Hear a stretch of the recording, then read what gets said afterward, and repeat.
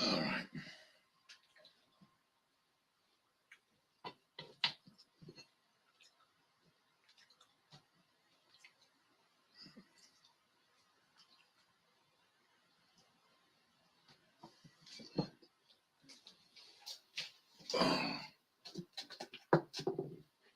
America is a nation that can be defined in a single word.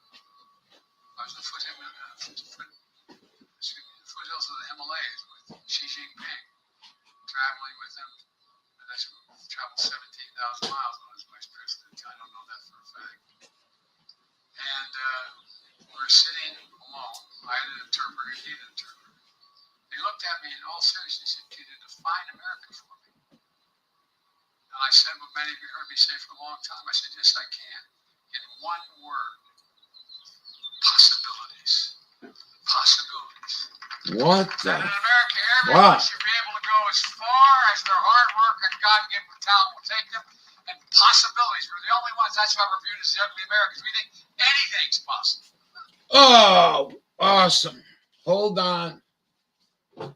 Hold on, Jason. All right. Record high. Oh, come in and talk. Okay, I'm going to show you what to do. I forgot your last name. I wanted to put it in the headline. Yeah, just click on that link. Click on that link and then we'll bring you in. It's going to be from here on in like Zoom, sort of.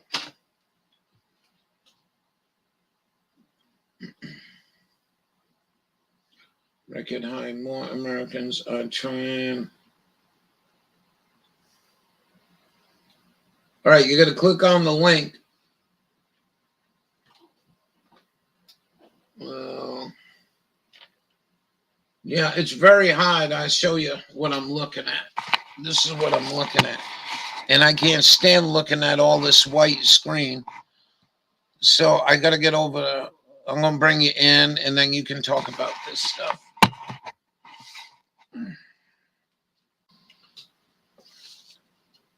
All right, hold on.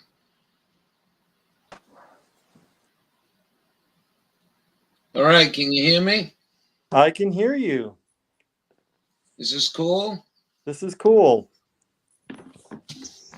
So before we get going, you see down the bottom of your screen it says share.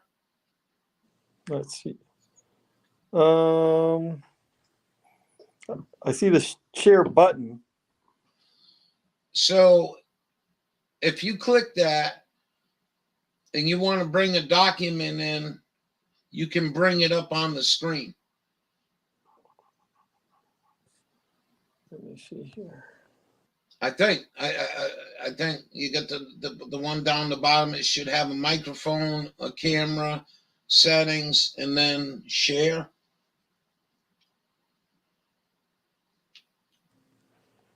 Working for me. Take your time. But I can put stuff in.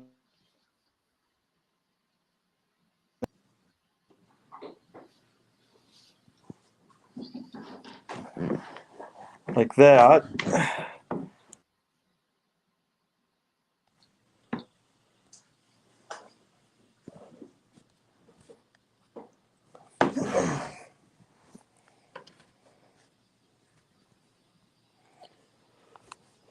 All right. You there, Ralph? Yeah, I'm here. Yeah. Okay. So, yeah, I saw the mic, the cam, the chat, the settings, and the leave. But you don't have the share. I don't have the share, but I have chat. Okay, so if you got a link to something you want to, let me, if you got the link to something you want to show and talk about, if you put it in the chat, I can click on it and share that page for you, if that makes sense.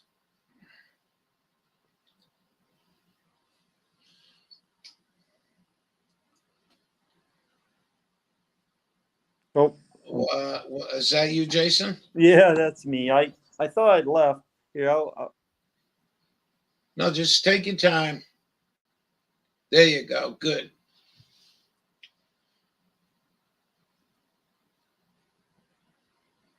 You look around in here, and like I said, that's how I'll have to do it. You'll have to put the link to whatever paper or whatever you want to show in the chat. It should. I'll try to get to the chat. I keep getting myself out and then having to come back in, and it adds another That's one. all right. That's all right. You can shut down the other one if you want. That'd be more better. Let's see.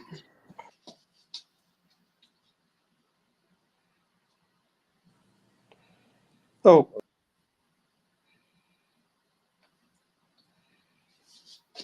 Hold on. Let me go find something I can show you.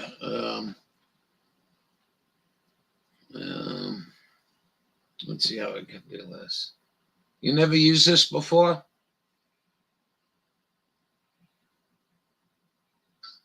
All right. yeah, I think I'm stuck with All how right, it don't is. worry about it. Hey, Eddie. We got Jason from Norml, Indiana, Norml. Let me show you what I'm talking about. Oh, hold on a second, Jason. Okay. All right. So this is a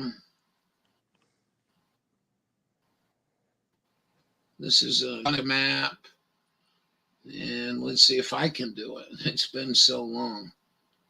We'll go here. Can you shut one of them windows down? Well, I shut one down and I came back. It opened another window. So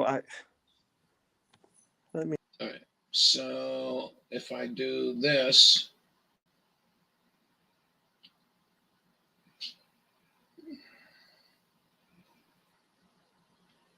no, that ain't what I wanted to do. I can't click on the link on here. I'm going to have to go to. See, I can put the link up like that. If you look at look at the screen, you can see it go all the way across. Oh, wait a minute. All right. So you can see the link goes all the way across. You still here?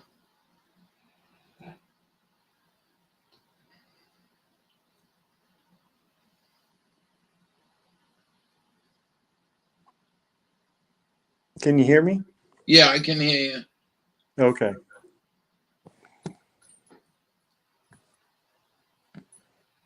Yeah, just I'm trying to get the link opened, and I can't see how to copy link because I got to go into YouTube. Oh, this is so aggravating. But anyways, that was some good conversation. We're waiting around. I told people around 7:30, 8 o'clock, and we'll have some people in here, and you can maybe start off with discussing what happened in Indiana over the years, because didn't Indiana grow a lot of hemp there? In World War II, we were the hemp state. They grew more hemp in northern Indiana than anywhere else in the country. For real? Yeah, for the war effort, and Right. a lot of the farmers, their grandfathers were the ones that were raising it, so some of them still remember. And so during the war, they had a viable hemp industry going on there. Oh, yes, it was flourishing because they used it for the uniforms, the rope, the parachute cords, you name it, they used it to make it. And then they came up with the nylon cord and the synthetic materials to replace hemp so they could ban it again. What? You still Well, there? yep, I'm still here. Yeah, they during World War II they lifted the rules on growing hemp because they needed it, especially when the Japanese shut down the rubber coming from the South Pacific. So all this was kind of a scheme then, wasn't it? Yeah, the big um, chemical companies ended up getting hemp pretty much squashed because hemp's a great source of biofuel, biodiesel fuel. It converts into the biodiesel at a higher rate than soy and corn does. So we could solve a lot of our issues with the gas prices by just letting farmers grow hemp as a biofuel uh, substitute. I seen a couple of guys maybe about 7, 8 years ago got a brand new Mercedes-Benz diesel. They ran it across America. I think they ran 10,000 miles on hemp oil. I don't know if you ever Oh heard of wow! that. Yeah, I have. They have a plane in Canada that they made uh, primarily out of hemp, and they ran it off of hemp jet fuel. And there's no reason why you can't burn it, is there? No, it's a renewable resource. It's great. It pulls out all the toxins out of the ground, and after a few years, um, then the ground's clean, and you can use it uh, for food instead of having all those toxins being sucked up by the other plants that we eat. Then the hemp can do that, and then you can use it to make hempcrete or make it into biodiesel and burn it in the diesel engines. Um, it's just crazy the how many uses that hemp has, let alone the adult use of marijuana. Um, Even the hemp flower is a food product and is valuable to us. I never had that, Yeah, but the I went I went to a festival about 15 years ago and they had whole hemp seed. And I took them home. I threw them in a frying pan with a little butter, toasted them up a little, and then put a scrambled egg on there. Boy, that was yeah, I delightful. actually feed my chickens hemp seeds, and I've I've never seen eggs as rich, and they're orange, like a dark orange, instead of that light yellow that you get from the eggs from the store. So Yeah. I like my chickens eating hemp seeds. They come running to me every time I have a container of them, and they've been doing research with cattle and hemp. Just taking the stalks and leaves and stuff that they're not going to use if they're growing it for the flour, and then feeding them. And the preliminary studies are promising, according to the government. Um, and I think they were doing that out in Colorado, where they're feeding the livestock the hemp leftover whatever they weren't going to use of the hemp plant. And it was a USDA funded research because they wanted to make sure that THC didn't build up in the fats of the animals, uh, which, THC alpha doesn't get you high. You have to heat it up and convert it to THC delta 9. So when it's in the acid form, THC alpha, it's non-intoxicating. So a lot of people out west juice their marijuana plants to get all those acids. The acids are the best part of it nutritionally for you. And when you smoke it, you get your intoxicating effect, your high feeling.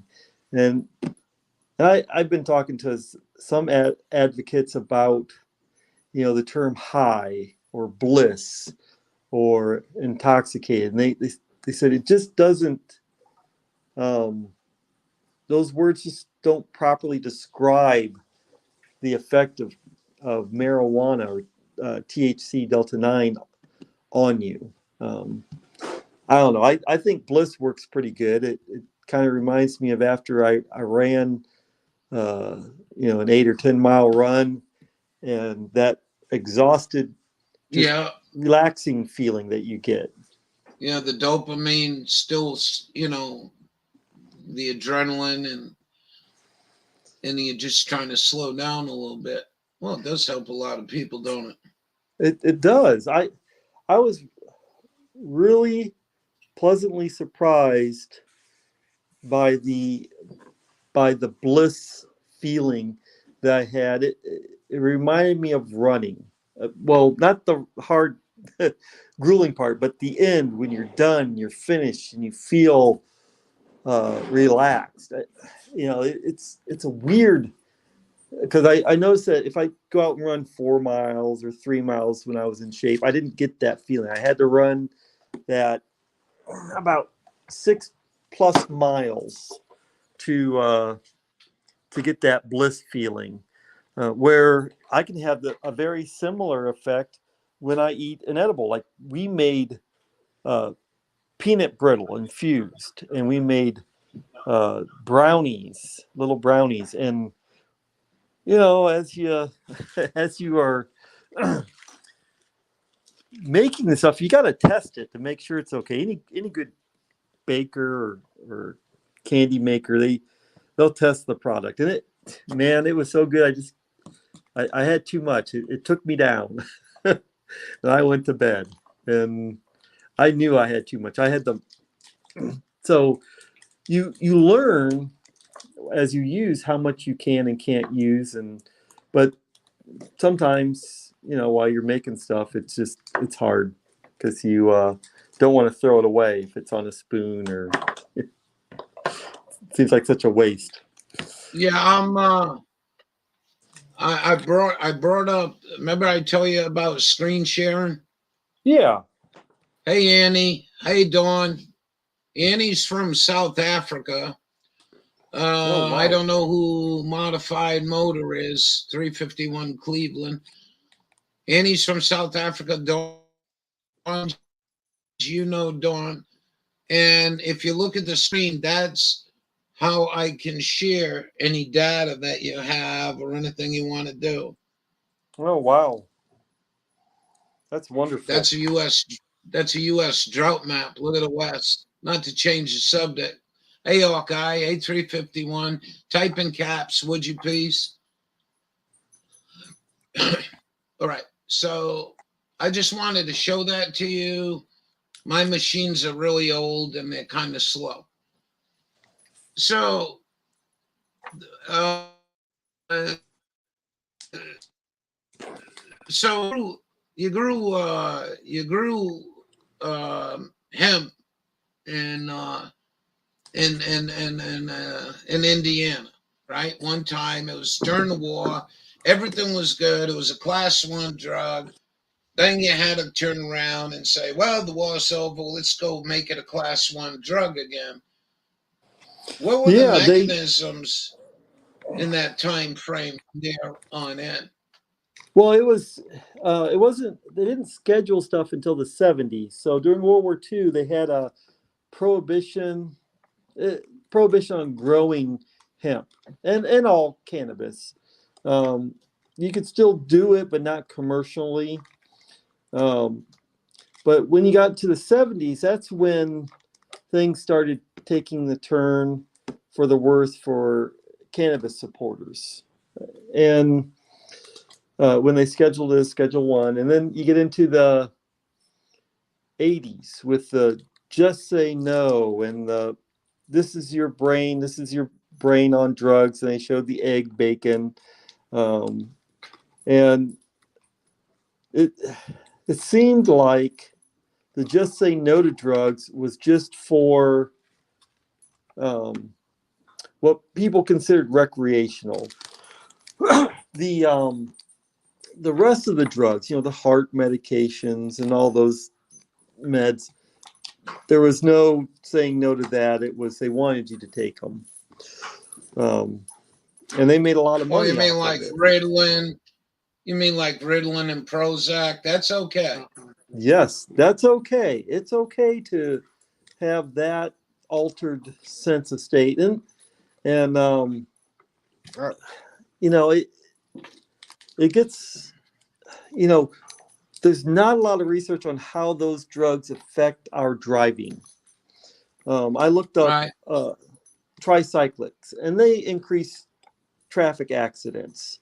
And there's one in particular, I don't remember what it was, but it was a tricyclic, and it increased the traffic accidents by 5.3 times with somebody who wasn't, he was just a normal person, not on anything that intoxicated them.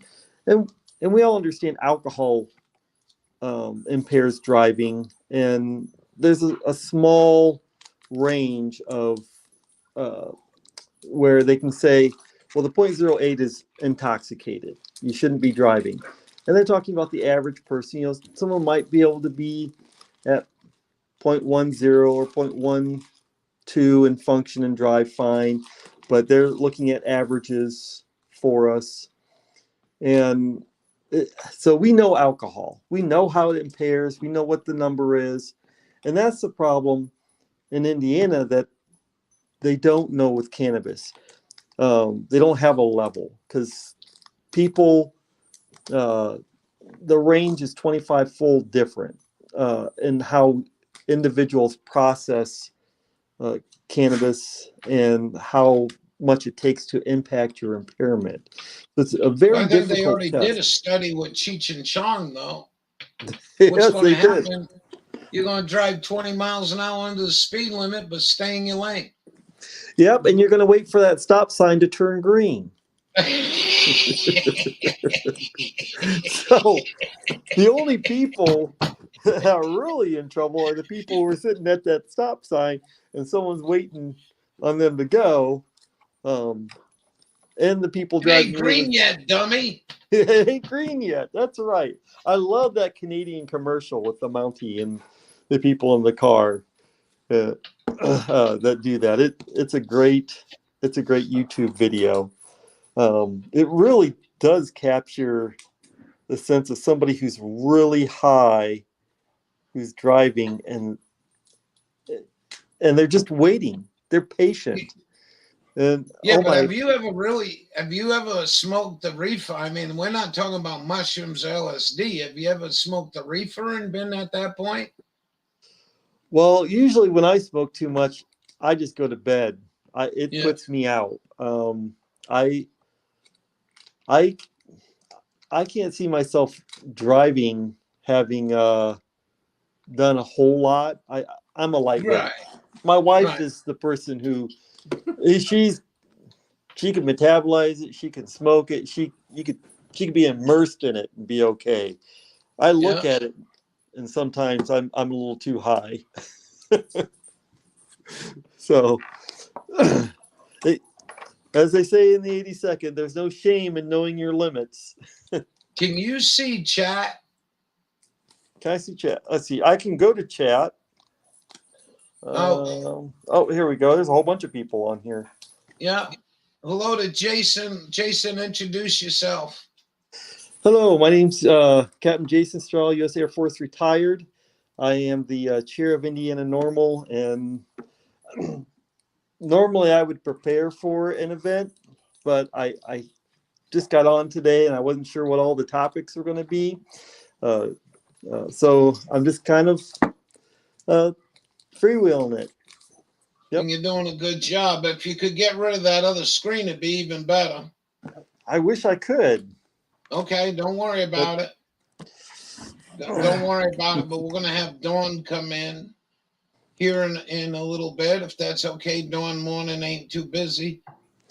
We so it was about the time when this fool in the White House that thinks every other American is an enemy and man can't screw up decided to write the so-called crime bill. Now, during that period, there was massive amounts of money for the DARE program. Hey, Groveland. there were massive amounts of money to the DARE program. Police cars had their police cars painted with DARE, the American flag. When you drive by there, had the DARE flag underneath. What I find really absolutely amazing is that we spent all that money in teaching kids, even getting them coloring books and all that bullshit, right? And that generation growed up to be the biggest, heaviest drug users of hard narcotics that this country's ever had since the opium dens. All right, hold on. All the way up. Did you hear what I was saying? Yeah, about the they did all the laws, and then people started using lots of drugs. It's a typical response. It's just like teenagers; they rebel. You tell them you can't do something, and they want to do it. But do you think that that program had any influence to cause, the 30-year-olds, the 35-year-olds who are overdosing in this country at such a ridiculous rate? Do you think there was some kind of programming in there? Well, I truly believe that they probably that the officers doing the DARE program truly believe they're helping people. There was some things. I had a cousin who was a DARE officer, and she said she knew that the stuff about marijuana wasn't 100% true. Like, they knew it wouldn't kill you, but that was her paycheck, and her bosses told her this is a program, you teach it, and they're not trained outside of what they're given, and so she just did what they told her to do. And so I believe that having one piece of misinformation that marijuana could kill you if you used it once. What happened then was, it's like, oh, I've used marijuana, or I've tried marijuana. I didn't die. I don't know anybody who died from it. I wonder if heroin or opioids or morphine or any of these other drugs are harmful that they're teaching about. And so that leads people down this path of, they don't believe what the government says because they throw in little misinformation that throws doubt on everything that they just taught you. Well, I love my country. I love America, but the government that's been running this show for the last 45 years has been a train wreck. They sold us out to China. No common sense. No common sense whatsoever. Everything I'm effing wearing on my body right now is imported from China. I'll give you, if I had the money, I'd give you $5 million in 10 minutes to go through the Walmart store and find me something that was made in America. I bet you couldn't do it. And if it says made on America, the way these gypsy senators wrote this shit was, say I build knives and I build them in China and I throw them all in a big box and then ship them to America and then hire Americans to put them in a box. Then you can put made in America. I don't know if you knew that.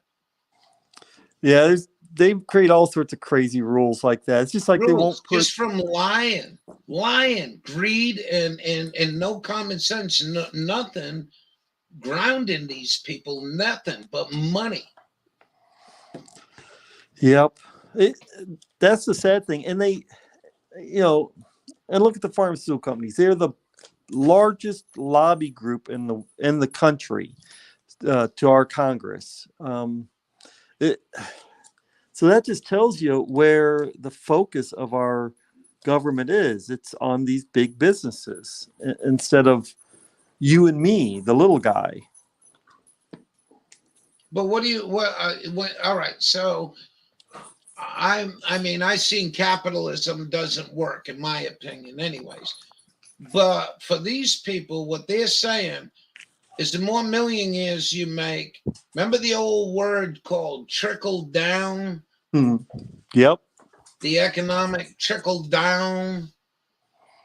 I mean, it doesn't trickle down, does it? When a McDonald's working, federal minimum wage is still to 7.25 an hour, and No, many states pay what the federal minimum wage is. that's correct. Yeah, we got to find ways to create jobs and create wealth outside of just having a job. You know, Right, we've moved away from farming, from agricultural jobs in America. The vast majority of people don't even see their food. They go and buy it. So they don't kill a right, chicken. They don't grow a plant. And I truly believe during World War II, when they had victory gardens, that was very beneficial to entire country because we ate better. We had healthier right, people.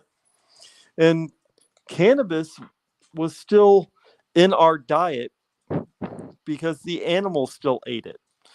So when the animals ate the cannabis and marijuana plants, it's in their system. Then we eat them, and because they're healthy, we get a healthy source of meat. Now what they do is they cram so many cattle or pigs or sheep and or feedlot. yeah, and they're not healthy. They're not. I tried it. You seen a feedlot? Yeah, it There's one smells.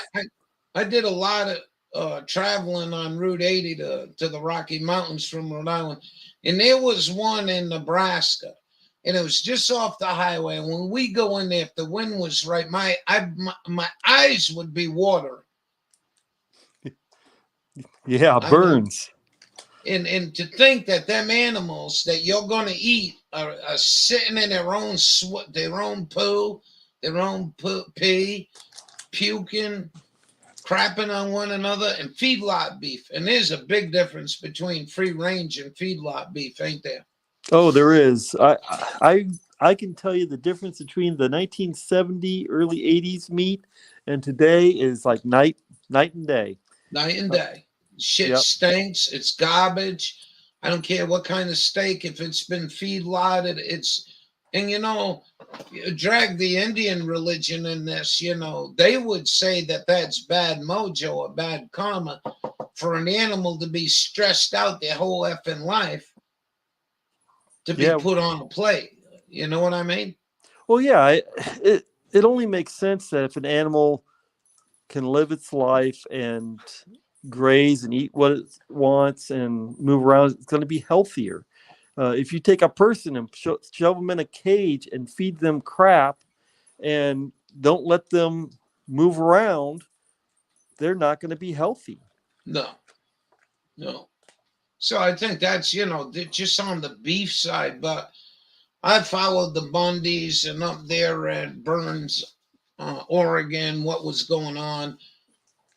Under that, them years there, if I remember right, there was 74 mega ranches. I think 5,000 to 10,000 head of cattle, and over was shut out of free ranging on BLM land. They just they just said, "Hey, Jason, you ain't getting your permit this year. We're not opening it up." Like, what are you talking about? And then they sent all the meat to slaughter because they couldn't free range them. Yeah, I mean, they could solve some of the problem by, like I said, they're doing the studies on the hemp uh, and substitute with healthier um, plants to feed the animals. Yep. Because corn's cheap in America, relatively speaking, for these animals, but that doesn't make them healthy. It feeds them. It's kind of like us eating junk food. Uh, Yeah, I heard that. I heard when they go to slaughter, they're almost dead from because they're not supposed to be eating corn. yeah, cows don't digest corn very well to begin with. So if that's their primary source of food, then they're not getting the nutrients they need. It's kind of more of an empty calorie, and we eat it too. I mean, we have sweet corn, but our whole diet isn't sweet corn. Yep. It's but they do Corn put is everything. they do put high fructose corn syrup in our meats. Yep. I it was amazing to me when I go to the grocery store and I look in the back of the package and see, sugar or high fructose corn syrup or fructose or one of the names that they use to try to confuse us. Yeah, you know anything about HEK 293? I do not. It's and this has nothing to do with abortion rights or any of that bullshit. But they take aborted fetuses, they take the kidneys, and they pull the DNA out of it, and they grow this stuff in a laboratory, and that's what HEK 239 is. Huh. And I thought at first, it's just why would a food company put that shit in there? Well, we called Havanagilas, what are them called? Koshas. And they were very nice. And they told us, nope. And if you want a kosher label and you're selling Oreo cookies, you got to have every speck of ingredients in that list, or they will not they will not put the seal of kosher on it. On top of it, that is one of the first things they start looking for. Oh yeah, yeah. The kosher is really strict. It's probably one of the cleanest food. If you want to eat healthy, I'm telling you, they got their stuff together. Yep, you can't eat anything from the hind end and unkosher. I know that. I remember them going over that with me when I was in the military. They actually taught us a little bit about it, believe it or not, when I did sanitation course. But yeah, Can I bring? Would you like to sit with Dawn? We've been on this for about a half an hour. Sure. And Dawn, are you in the room, Dawn? Are you anywhere to be found? Hello, Dawn. Dawn Morning. Where's dearest Dawn? Everyone's missing a good show. I'm really enjoying this, Jason. But it's so sad. These people, I don't know what happens. They get detached. They use not common sense. They lack a common sense. They had everything handed to them.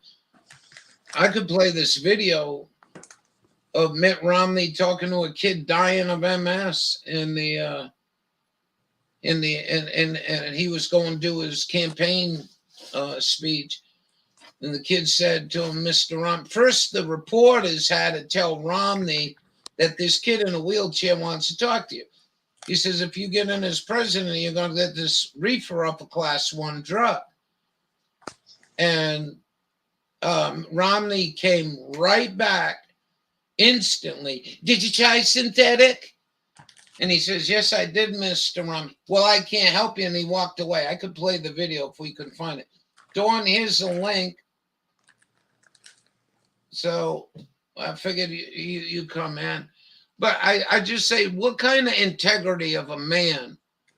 Reefer never did nothing to this man. This man never smoked a reefer joint in his life. And here you are dumping this kid out the gate. Don't you think after 50 years of a class 1 drug, you do know that, Jason? Yep. Yeah, that reefer is a class 1 drug and crystal methamphetamine is a class 2. Dawn, do you want to hide your face? Or are you good with it? I'm going to bring you in. Here we go. All right, Dawn Morning from your neck of the woods. Hi, Dawn. Hey, how are you? I'm doing good. Let me flip my camera facing back.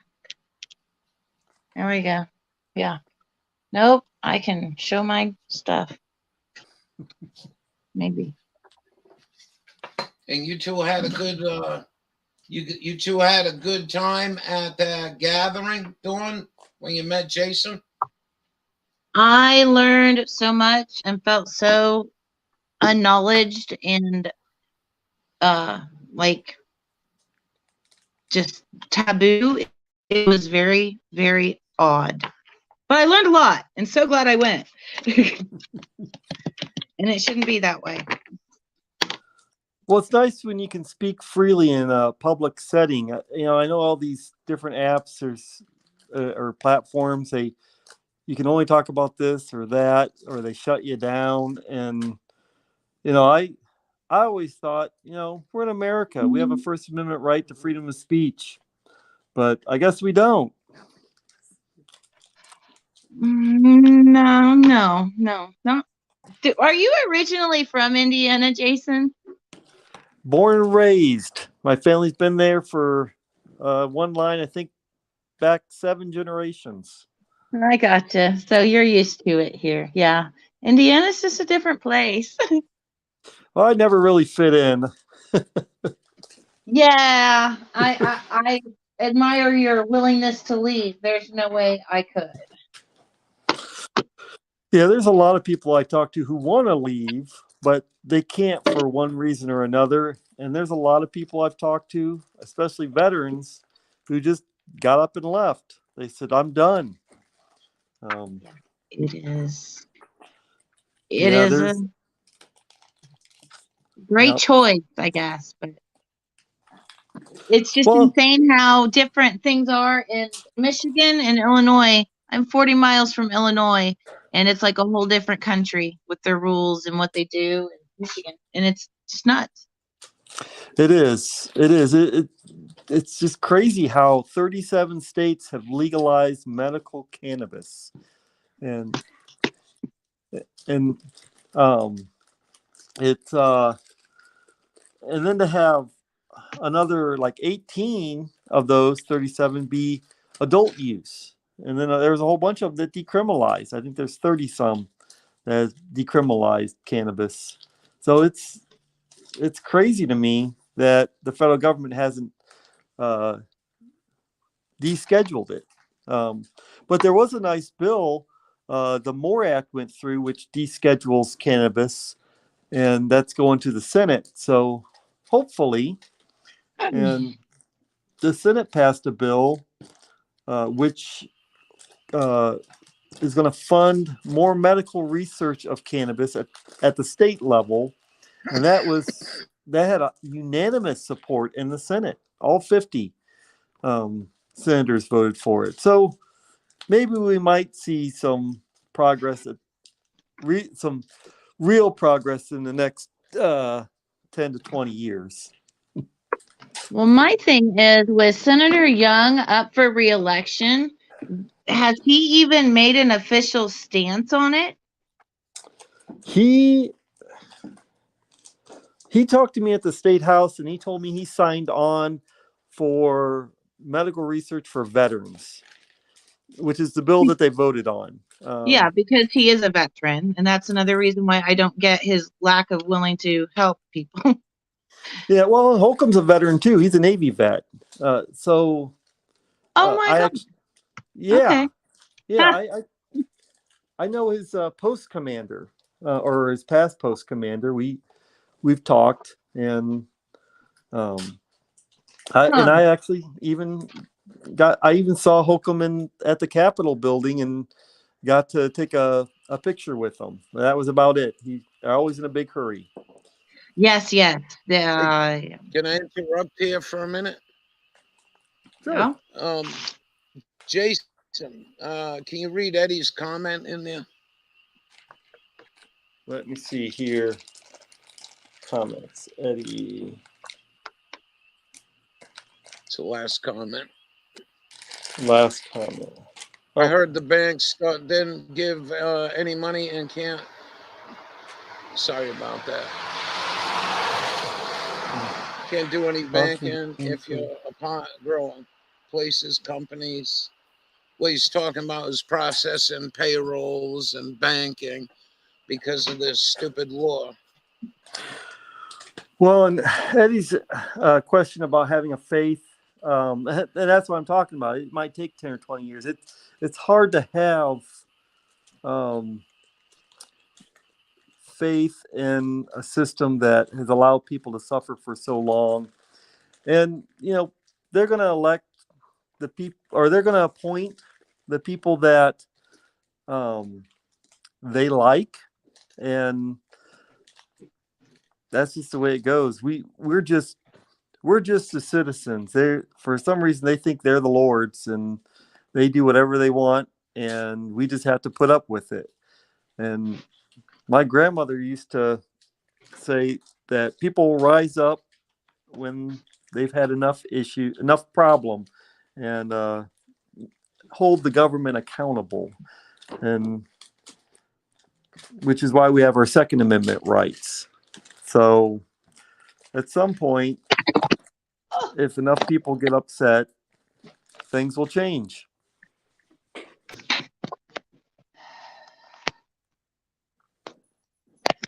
I think as long as Eli Lilly donates like $40,000 to Todd Young campaign, he doesn't really care about legal weed. I agree, because then they just buy other people's votes. Yeah. So, and it's, but I saw like when Mike Braun, they found both sides. Lilly does. It's Yep. just, it's kind of sick. Well, what they usually do with the campaign is they'll give the most money to the person that they support the most. But just in case that person loses, they give money to the other side. And that's where having multiple parties instead of just two makes it much harder for them to control the outcome. Because if we were like Europe, where we have 20 some different parties in a country, there would be a lot of different voices in there instead of just the voice of two parties, which ours are very similar. Europe laughs at us all the time because the Republican and Democrat would be right next to each other in the middle of their spectrum of political endeavors. So I think What's that the number? What do you think, Jason, is the number one deal with Indiana's law? And I guess it's a fairly new law, like within the last 2 or 3 years, that made Dorns came in and said seed is now illegal in the state of Indiana. It's a felony. the cannabis seeds. Yeah. So, well, marijuana seeds have always been illegal, and what they do is they have this let's see, licensed seed dispensers, and they control the seed. And I know that the people who provide the seed to Purdue, I think they're the only ones that you can buy hemp seed to grow out of. So there's only one or two of them. So if you're not one of them and you're not a farmer who has a license, yeah, it's illegal to have it. And if you have marijuana seed, and they can't really tell the difference between a marijuana seed and a hemp seed, because They sometimes the can't hemp tell the seed. difference, can they? No, it's hard because hemp and marijuana are in the same family. Some marijuana plants produce low THC, and some hemp plants produce a little higher THC. So they try to grow it so that one person controls it, so they know the level should be below. But if they wait too long to harvest it, or you have too good of nutrition in your soil, or it's a little too hot, or something stresses the plant out, then it's going to produce more THC, and then you got to destroy, the part of the crop that has the high THC in it. And Indiana, I think one of the years it destroyed about 20% of the hemp crop. I know at least one guy's farm, because it just popped hot because it was a good growing year. We don't do that for corn. If you have a good growing year, the price goes down, and you produce a whole bunch. But Okay, it's not. let me make sure I get this law right. So a hemp seed and a weed seed, a marijuana seed, look the same. They do. Is it just one is a female, male? No, they're I'm both totally ignorant. I hate this. So marijuana, they have male and females and hermaphrodites. So marijuana, what we're growing is the female plant for the flower. So if you're growing fiber for hemp, you'll want to plant the seeds really close together to get, the closer together that you plant them, the thinner the fiber will be. So depending on what type of fiber you want or what you're growing them for, because some of the farmers were growing hemp for the flower, but they made that illegal in Indiana because too hard to tell the difference between hemp and marijuana flower. But so anything that you're growing flower for is female. Now the rest of the stuff for hemp, you can be doing textiles and all the industrial stuff with either plant. It really, you're just looking for that fiber or whatever property of the plant you're going to use in your industry. And now they're starting to grow it and test it and develop like animal feed out of it. So that's the difference between, and the only difference between hemp and marijuana by federal definition is that THC limit, the 0.3% THC for the hemp. Anything over that is then considered marijuana. Where but yeah, so it's all cannabis. Under federal definition, you got hemp and marijuana, and they define that by the level of THC.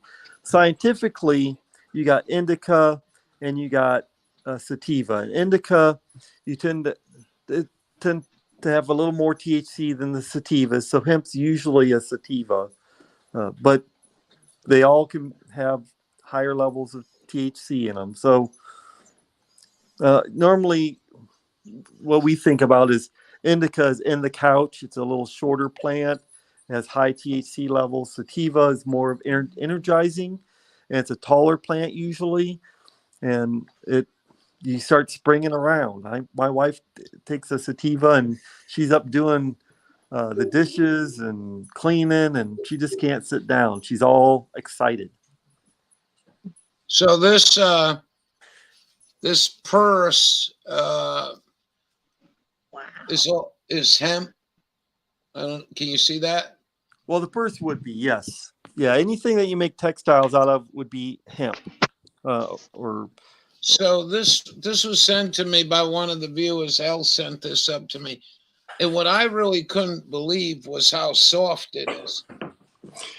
You can grow hemp when you plant it really close together. The fibers can be very soft, like silk. That's unbelievable. I figured you get a kick out of that. Yeah, that's cool. I actually have hemp pants on. Oh, do you? Yeah, I bought 4 pairs. They're wonderful. They're very easy to move around in. They're not stiff like blue jeans or corduroy or any of that material. Huh. Interesting. Trying to get you guys back all on the same screen. There you go. Yeah, that's so what I was getting at, what do the people need to do in Indiana to try to say, hey, enough of this bullshit? You know what I mean?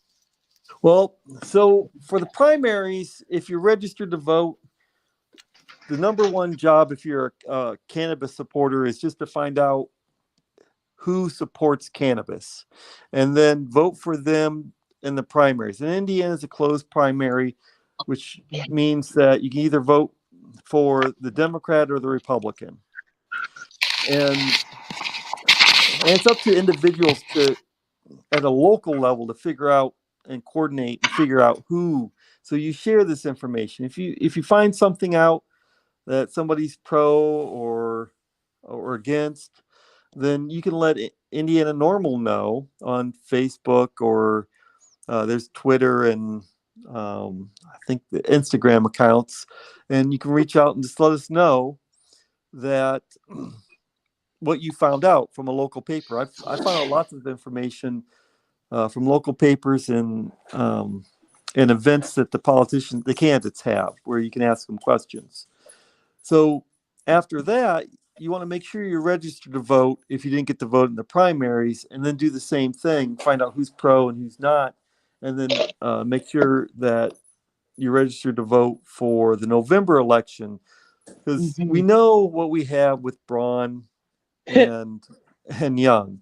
And Young's up for re-election. So with Young, if there's anybody who's pro-cannabis, you're probably going to get a little better representation than Young. Of course, Young's starting to come around. Braun listened to Indiana Norml. We did a presentation for them. So these Republicans are starting to see, because we've put enough pressure on them. People have gotten voted out in some offices where we focused on. And so your vote does count, and we can get rid of people who are anti-cannabis. It's just you got to vote for the candidate, not the party. And I always look for the pro-cannabis candidates and start there. So I'll find all the pro-cannabis candidates, and then I go down my list. Do they support gun rights? Do they support the Constitution? Do they support the military? So whatever your other issues are. But if you're really pro-cannabis, you got to find those pro-cannabis candidates first, and then look at all your other stuff and compare. The other thing.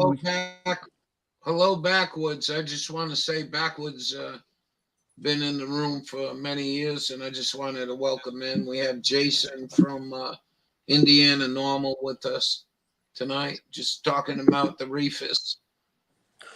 Yeah. So the other thing we need to do is continue to educate. So like the forum that my wife and I had at Davison's farm in Crawfordsville, we educated about the difference in the plants, our body's endocannabinoid system, and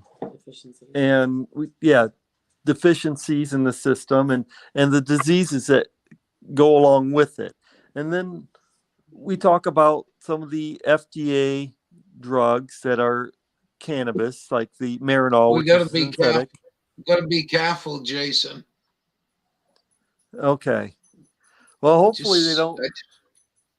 Yeah, hopefully they don't get us for mentioning an FDA drug. No. When it happens, it's pretty rude.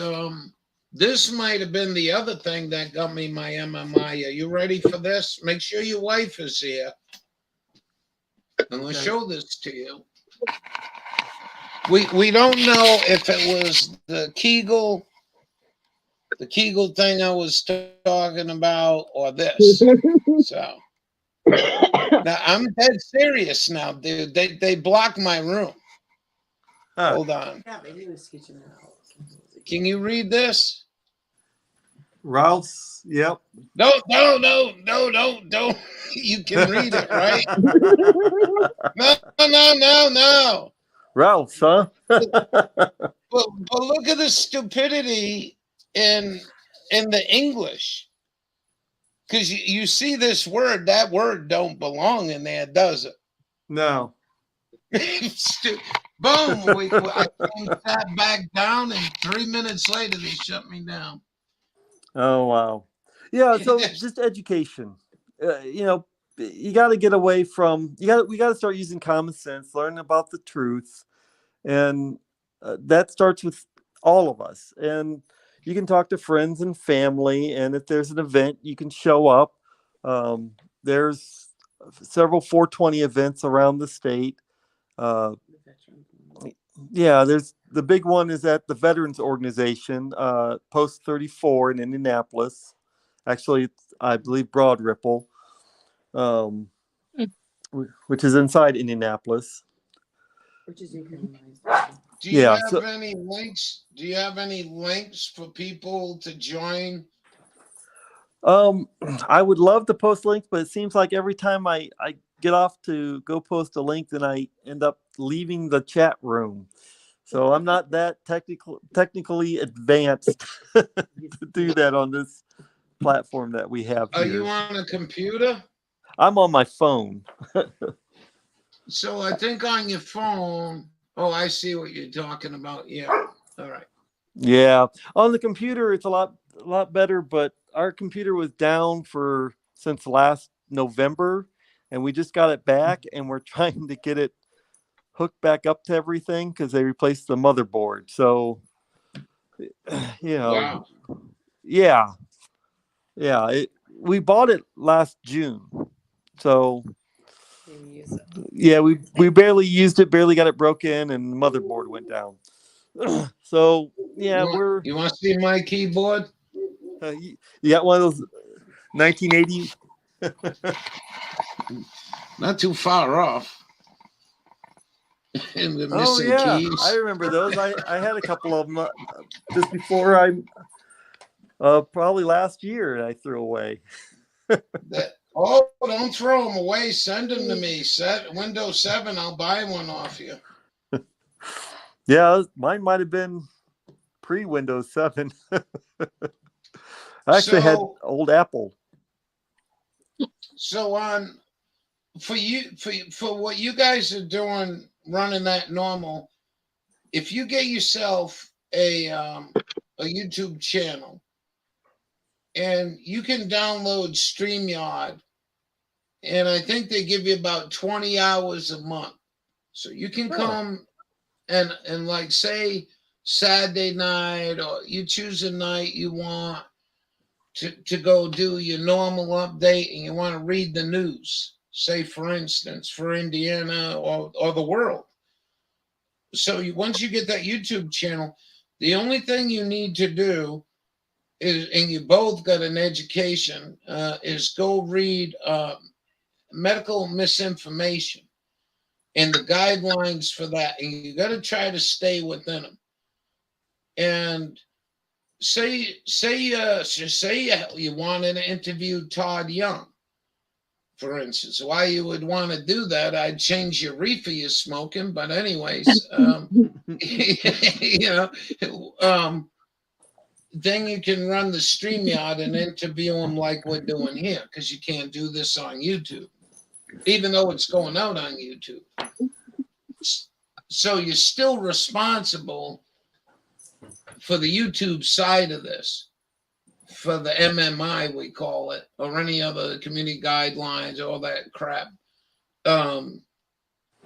It's changed radically so much, the platform, into a really gotten dark over the years. I mean, we used to play music in the background, on a Friday night or during the morning show, and when everything's a copyright now. Yeah, it's a shame. So it might be a way for you guys to open yourselves up to more people that might be just looking for an outlet to scream at these senators and say, "Hey, this is how we have to do it. Go register to vote. You got a bill that come up. You might be able to alert the people." Gun Owners of America does that. They got a real good channel on YouTube. So wow. You can go to them and sub, and you can get updates on what the American Terrorist Foundation is doing. But yeah, I know we have a YouTube channel, and I know that our tech guy, he's light years ahead of me, and he runs our streaming off of 3 or 4 platforms all at the same time. Oh, so, yeah. Yeah, I'm just amazed at what he can do. But I'll let him know about StreamYard and see if I'll have him look into it and see if that's another platform we might be able to use. He just found another platform for selling merchandise. But yeah, it'd be nice to be able to put all the links on that I'm talking about with our web page. I think it's indiananormal.org. So you could put the link right in there, and if people are sub to you at your web page, and you go post the new video on YouTube, and you do a YouTube video, you'll drag more people to that. Now, if it gets big, you get really big on here, you can make a few bucks, you know? Yeah, I've seen that. I know I did a few videos myself on a personal page, and I got excited because I got up to 150, 200 people watching a show, and I one episode, and so I did a few more. But I guess I couldn't keep their attention. I wasn't creative enough. What do you mean? Well, you got to be creative to hold your audience over more than a show or two. And like my wife's pretty creative. She dresses up as a hemp nurse, and I dress up as Captain Cannabis, and we do little educational shows on Facebook. So we'll record a video, and then it'll probably take us 2 or 3 hours to get one done. And uh, That sounds like fun. It sounds like the people in my room would like to watch that, but you got to do it on YouTube because I don't go to Facebook. yeah, so I uploaded the first 2 or 3 of them on Shelly Brewer's. She goes by her maiden name or her former name, her business name, on YouTube. And I know I've loaded up at least 2 of them. But yeah, they are kind of fun. Everyone always thinks that I'm high because I have red eyes. They always thought I was either when I was growing up. They thought I was tired, and I never started smoking until just a few years ago. And now I'm in my late 40s, and but my military buddies, he just handed me a bottle of Visine and said, "Hey, your eyes are too red. Put a few drops in before you go into that that Senate hearing or that House committee hearing." I'm like, "Oh, okay." But yeah, so people, they think I'm high just because my eyes are red, and there's lots of reasons.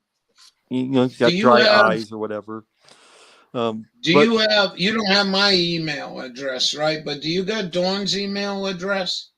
I'm sure Dawn could Um, send it to me. Um, Dawn, would you do me a favor? uh-huh. Would you send Jason an email, and maybe his wife on another machine can go check the email, and then copy and paste and send Oh, it to God. my email before you leave, Jason, and I'll put the link in chat to your organization. oh, okay. Everything is down. I'll have to go with them after you get off it. Yeah, Oh, my we'll have God. to. Yeah, 'cause Do you know We'll what have he to meant? get that another time. All right. Yeah, my wife was just telling me her phone's No, not, down not or mine. dead. well, your Well, email. that's all right. Yeah. That's all right. I just don't. If you can't put the link, unless Dawn's got the link. Dawn, do you got the link? You know your schedule too. All right. Dude May. He understands what you're saying. I'm not Yeah, a but how techie could person I? either, Jason. Yeah, yeah. Yeah. So it's okay if people got on went to Google, they could type in Indiana Norml, and that's NORML. We don't have the A in there because that's the National Organization for the Reform of Marijuana Laws. Hold on. So that's the if they put that in Google, it should pop right up in the first page or so. Well, at least it does for me, but I Googled it quite a few times to make sure I got the address right. I'm trying to do it right now. Indiana Norml U.S. government Just if you scorecard. go into Google and type Indiana and then Norml NORML. Yeah, I did. Hold on. I might have it right here. Yeah, it's the Yeah. indiananormal.org. Hold on. Now I'll show you how we do this. There you go. Uncle Dude's at the rescue, and so ain't I. And what I'll do, no, I can't put it in the link in the bottom. All right. I'll figure a way to put it on the link in the bottom of this video because I normally don't get rid of these videos. What do you think holds for the future in the next couple of months? You said um, it isn't a legalization, and it's probably not going to get it completely out of the hands of the federal government, this federal law, the Moores Act. But do you ever see these people actually relinquishing this tyranny? Never, never. There's too much. They're trying to figure out how they can get their buddies, their as much of the pie as possible for their friends. Yeah. That's all. I truly, honestly, I believe that they're holding off until they can figure out how they can best profit from this, or their friends can. That's what I've seen time and time again. And if they can't figure out how to do it, then they just tax it. Like Illinois has a horrendous tax rate on cannabis, and California does too. So the black market thrives when you have a tax rate that's so high, it's oppressive. It's no different than making it Schedule 1 and making it illegal to have in the first place. Only the wealthy can afford it. And Right. when that happens, that's not freedom. That's not how it's supposed to be. No, that ain't how it's supposed to be worked at all. And I always bitched about that. I grew up when we had blue laws in Rhode Island, where on I know Sunday, those. all Yep. right, you know what I'm talking about. You couldn't buy a loaf of bread. Yep. On Sundays, you couldn't buy anything except for at certified convenience stores or at the gas station. Well, the gas stations were closed when I was a kid. Fill up on Saturday or be out of luck on Sunday. Yeah, there wasn't much open on Sunday. No. And so this do you watch other states? Like, do you watch what other states are doing? Like Maine has no beer alcohol till noon on Sunday in Maine. Jewel, welcome. wow. $400 an ounce here. That's the price of black market. Hawkeye, I don't know if he's in the room. Good evening, Jill. We got Jason from. How come you guys I don't want to be on the screen. Hold on. We got Jason and Dawn. Dawn disappeared. No, hold on. Hold on. Who's in the bottom there? Hawkeye's in the room. You want to come in and talk, Hawkeye? You got a few minutes, Jason? Sure. All right, hold on a second. Let me straighten this shit out because I don't want to be looking like that. I wish I could just turn myself and get myself off the screen. Hawkeye, you ready? Mm-hmm. How you doing, Hawkeye? He's in camp. I'm good, thanks. Yeah, it's thanks for having me on. Nice to meet you, Jason. Oh, you're welcome. Yeah, so it's a fascinating. My personal opinion about the United States is that within the next 2 to 5 years, it'll be legal in all states. And I think that the legalization of weed throughout the world is part of the New World Order agenda. They want people placated, pacified, drugged up, so that they just don't pay attention to what's really going on, like chemtrails or 5G kind of thing. Yeah. Well, I don't know. I've seen a lot of people use cannabis. Like I'm in Michigan. We're a rec or adult use and medical, and people who are using it to benefit their health tend to not usually get high and plastered like people who just want to use it for partying. And one of the things. I wouldn't debate that at all, Jason. Not for a second. What I'm saying is, it'll go fully recreational, like it is here in Canada. Once the government figures out, each state government, I guess, how to tax it. So now in Canada, you can, when you buy marijuana at a registered shop, there's a special sticker. It's like the tobacco sticker that you see on tobacco on cigarette packages, except it's got a stylized marijuana leaf. But there are also businesses in my city that you can just place an order online and within half an hour they deliver it to you, no taxes. So I can get really high quality weed for $60 an ounce. But these people are risking their business actually doing that. Wow. That's a great price. It's it's incredible. I hope someday that we can just grow it like tomatoes. Yeah, Um, because if you know what you're doing with it, it could help your health a lot, and you wouldn't have to have the intoxicating effect to achieve most of the benefits. Now there are people who like to get high and are going to get high irregardless of the law, and I know some people like that, a couple, and they have very few, if any, medical reasons to use it, but they know it helps if they have pain or they have insomnia. And that's part of the intoxicating effect of cannabis is it makes you feel better, just like alcohol. Everyone knows that they used alcohol for decades to treat veterans who had PTSD in Vietnam. They used to diagnose them with those disorders.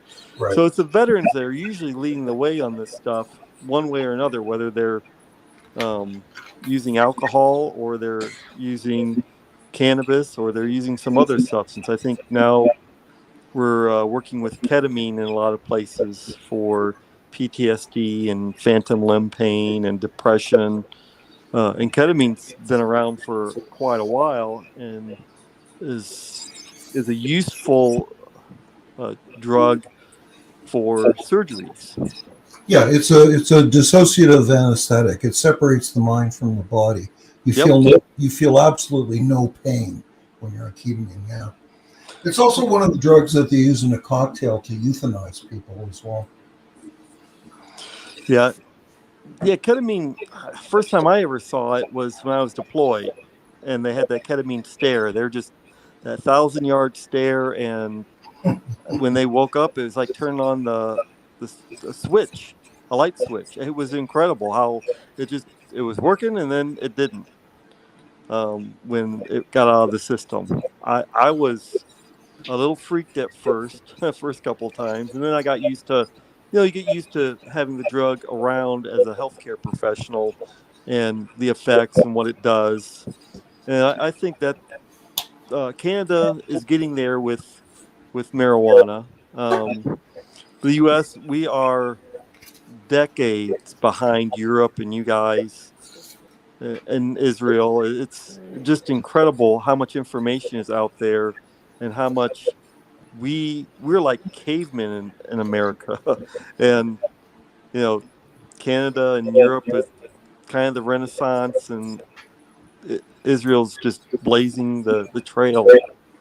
Well, don't forget another major difference between the USA and other countries is that you have a for-profit prison system. So there's going to be a lot of pushback from that industry to legalize marijuana. And we've seen it at the Indiana state level. Law enforcement and the prosecutors are the biggest hurdle uh, to legalization in Indiana right now at the state house, the people who come out and testify. We have one prosecutor who stood up for people's rights to use in Marion County, which is Indianapolis. That's Ryan Mears.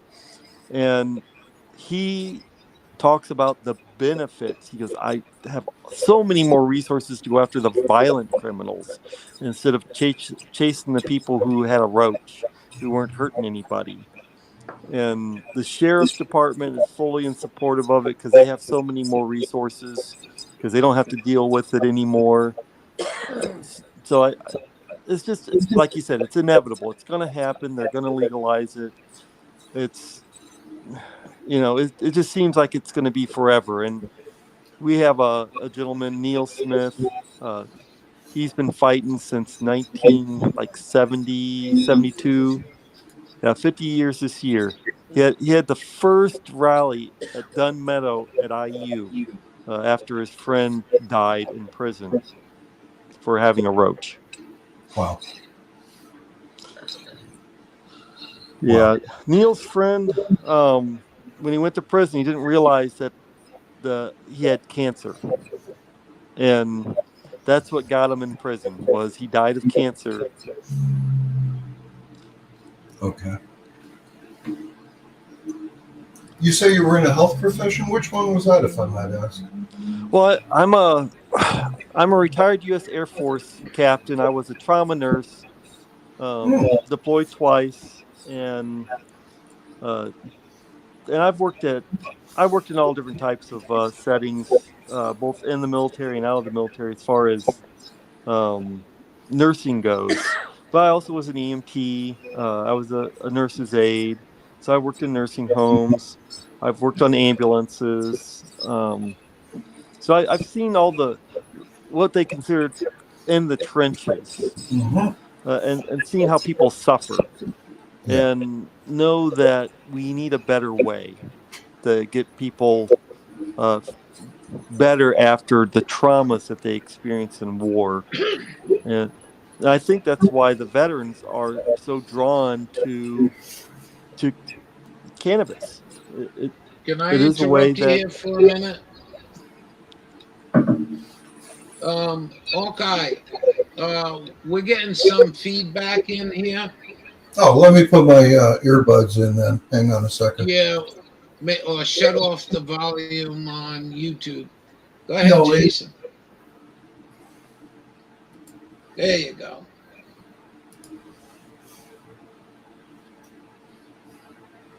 There she is. Miss most of us. Are you guys still here? You didn't leave on me, did you? Jason? I'm still here. Yeah, you sound good now. Yeah, you were getting a little.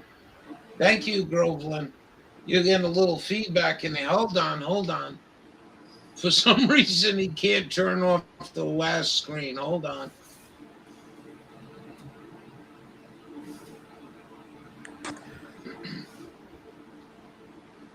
Hold on. Come on, man. What the heck?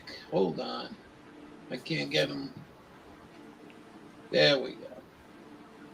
All right, welcome back, Jason. Don't touch none. I got bumped off. I was listening. It just went off. Well, so you've seen a lot. I mean, you worked in ambulance. I mean, Yeah. really, how much straight up stone people did you have to peel their eyebrows off the windshield, or were most of them drunk?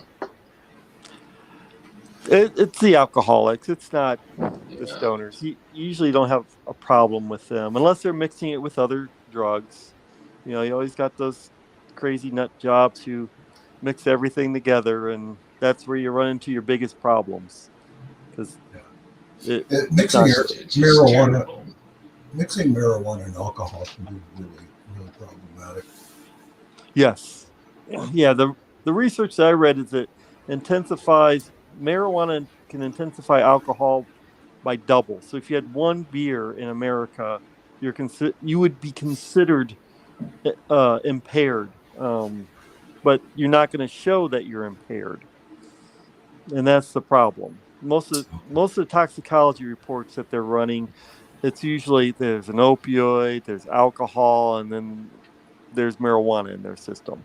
There'll be three or four different drugs, and then they say, "Oh, it was the marijuana." I'm like, how can you even begin? Because they have if it's more than two, they have no clue what's going to happen to the person. Honestly, and the pharmacist told me that they said we don't know. You got two drugs in somebody, we don't know what's going to happen. After that, we can do two. So it's hopefully with technology they'll get better with figuring those things out instead of just, well, it's legal, FDA approved. Let's see what happens over the next 10 years. And that's literally what they do here in the United States. So, but yeah, I've seen people blown to smithereens downrange, and we flew them back. I was a critical care air transport nurse, and we pumped in so much meds into people just to keep them comfortable enough to fly. Yeah.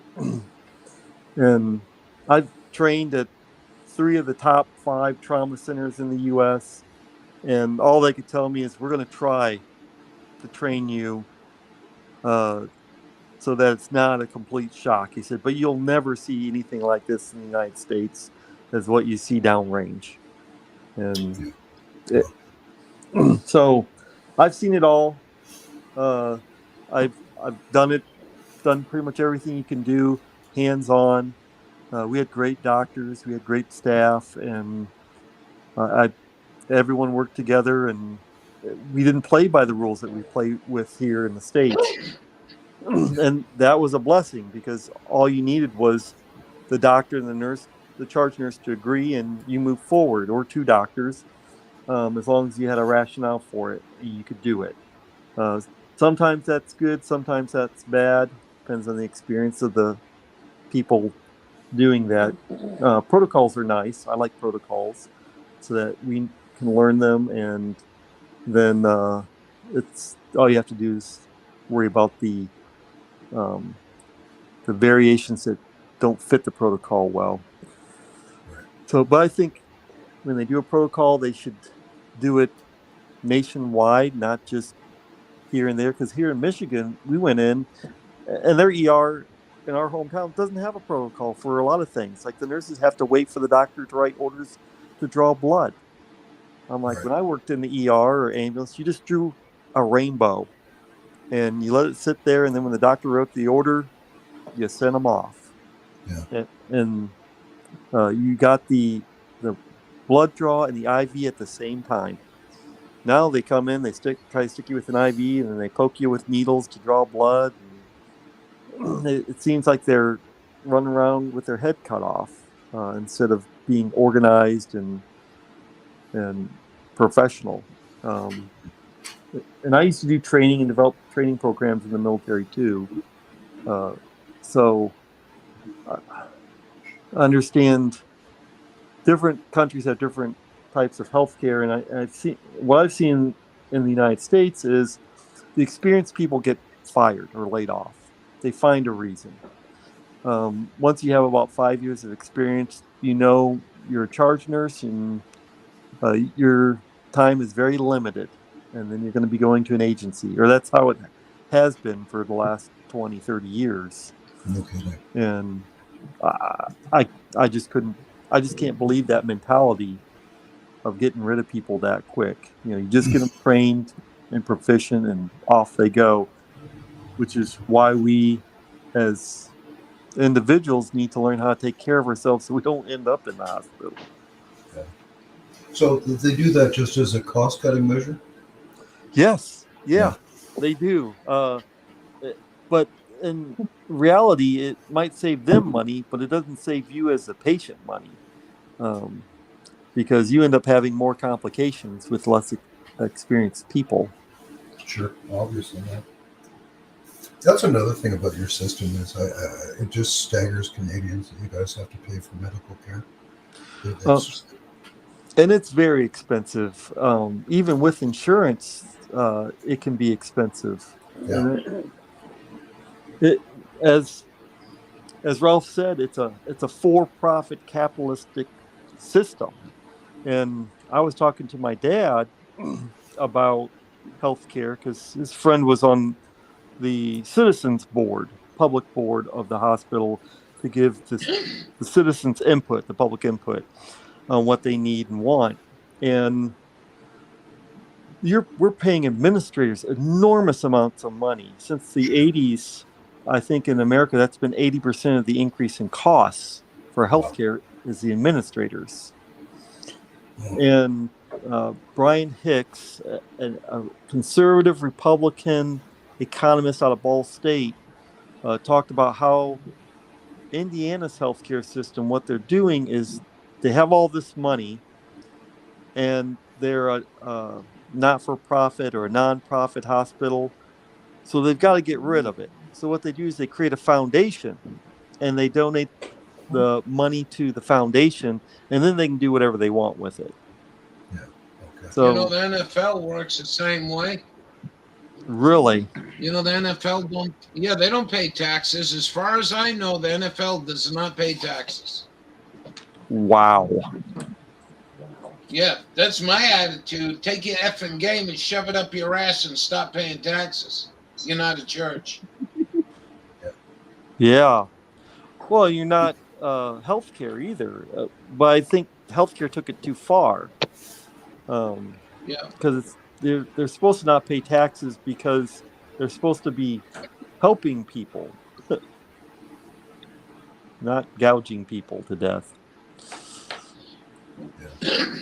What do you think?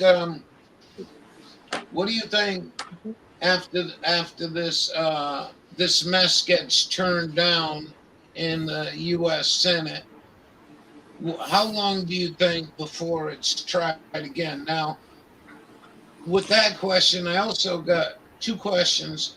One was Obama. Obama ran 2 times and said he was going to get this shit off a class 1 drug. Trump said he was going to get a class 1 drug.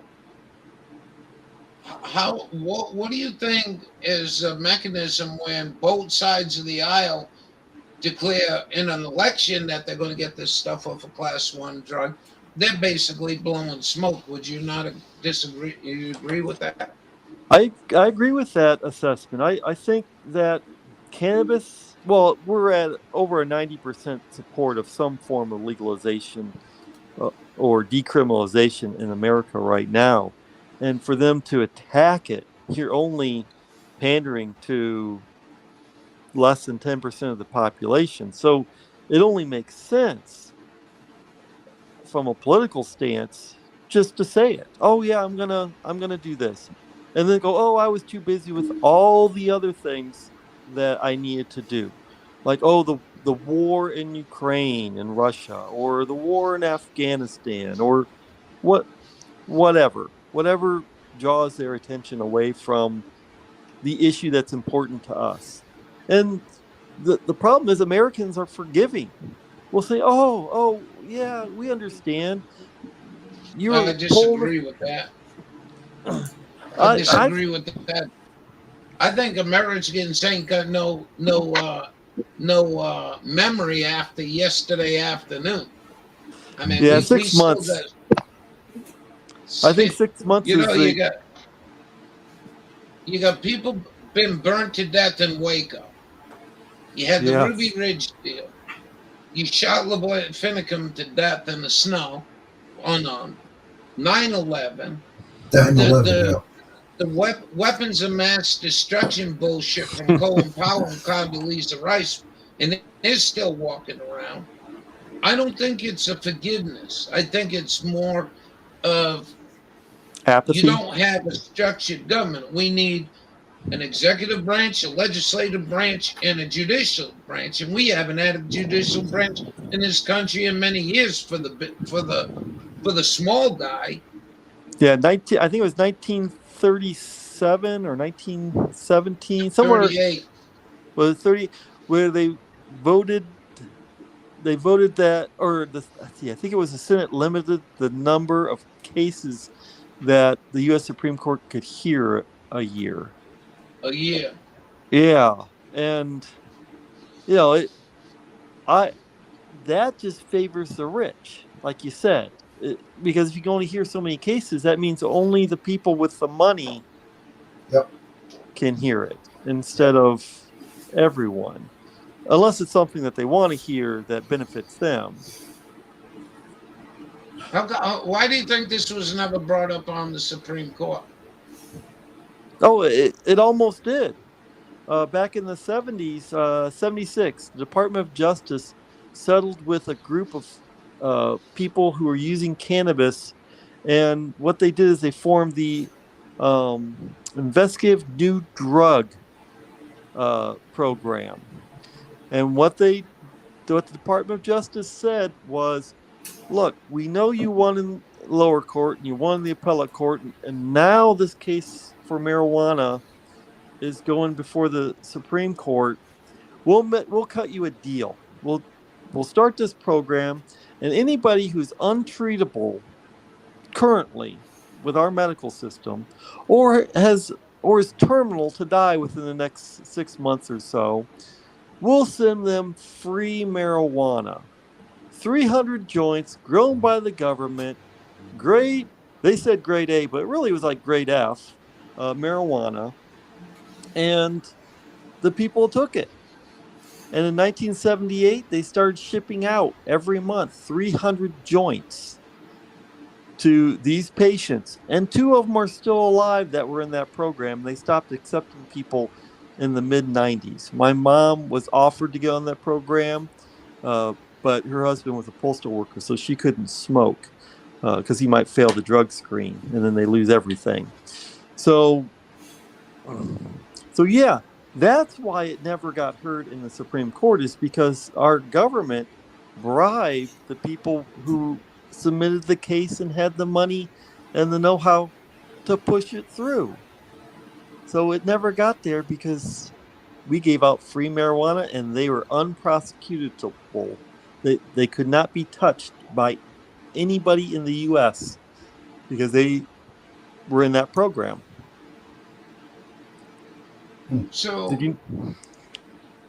I actually don't remember anything about that.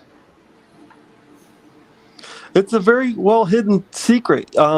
If you type in, I believe it's the University of Mississippi grows it, but it's the group.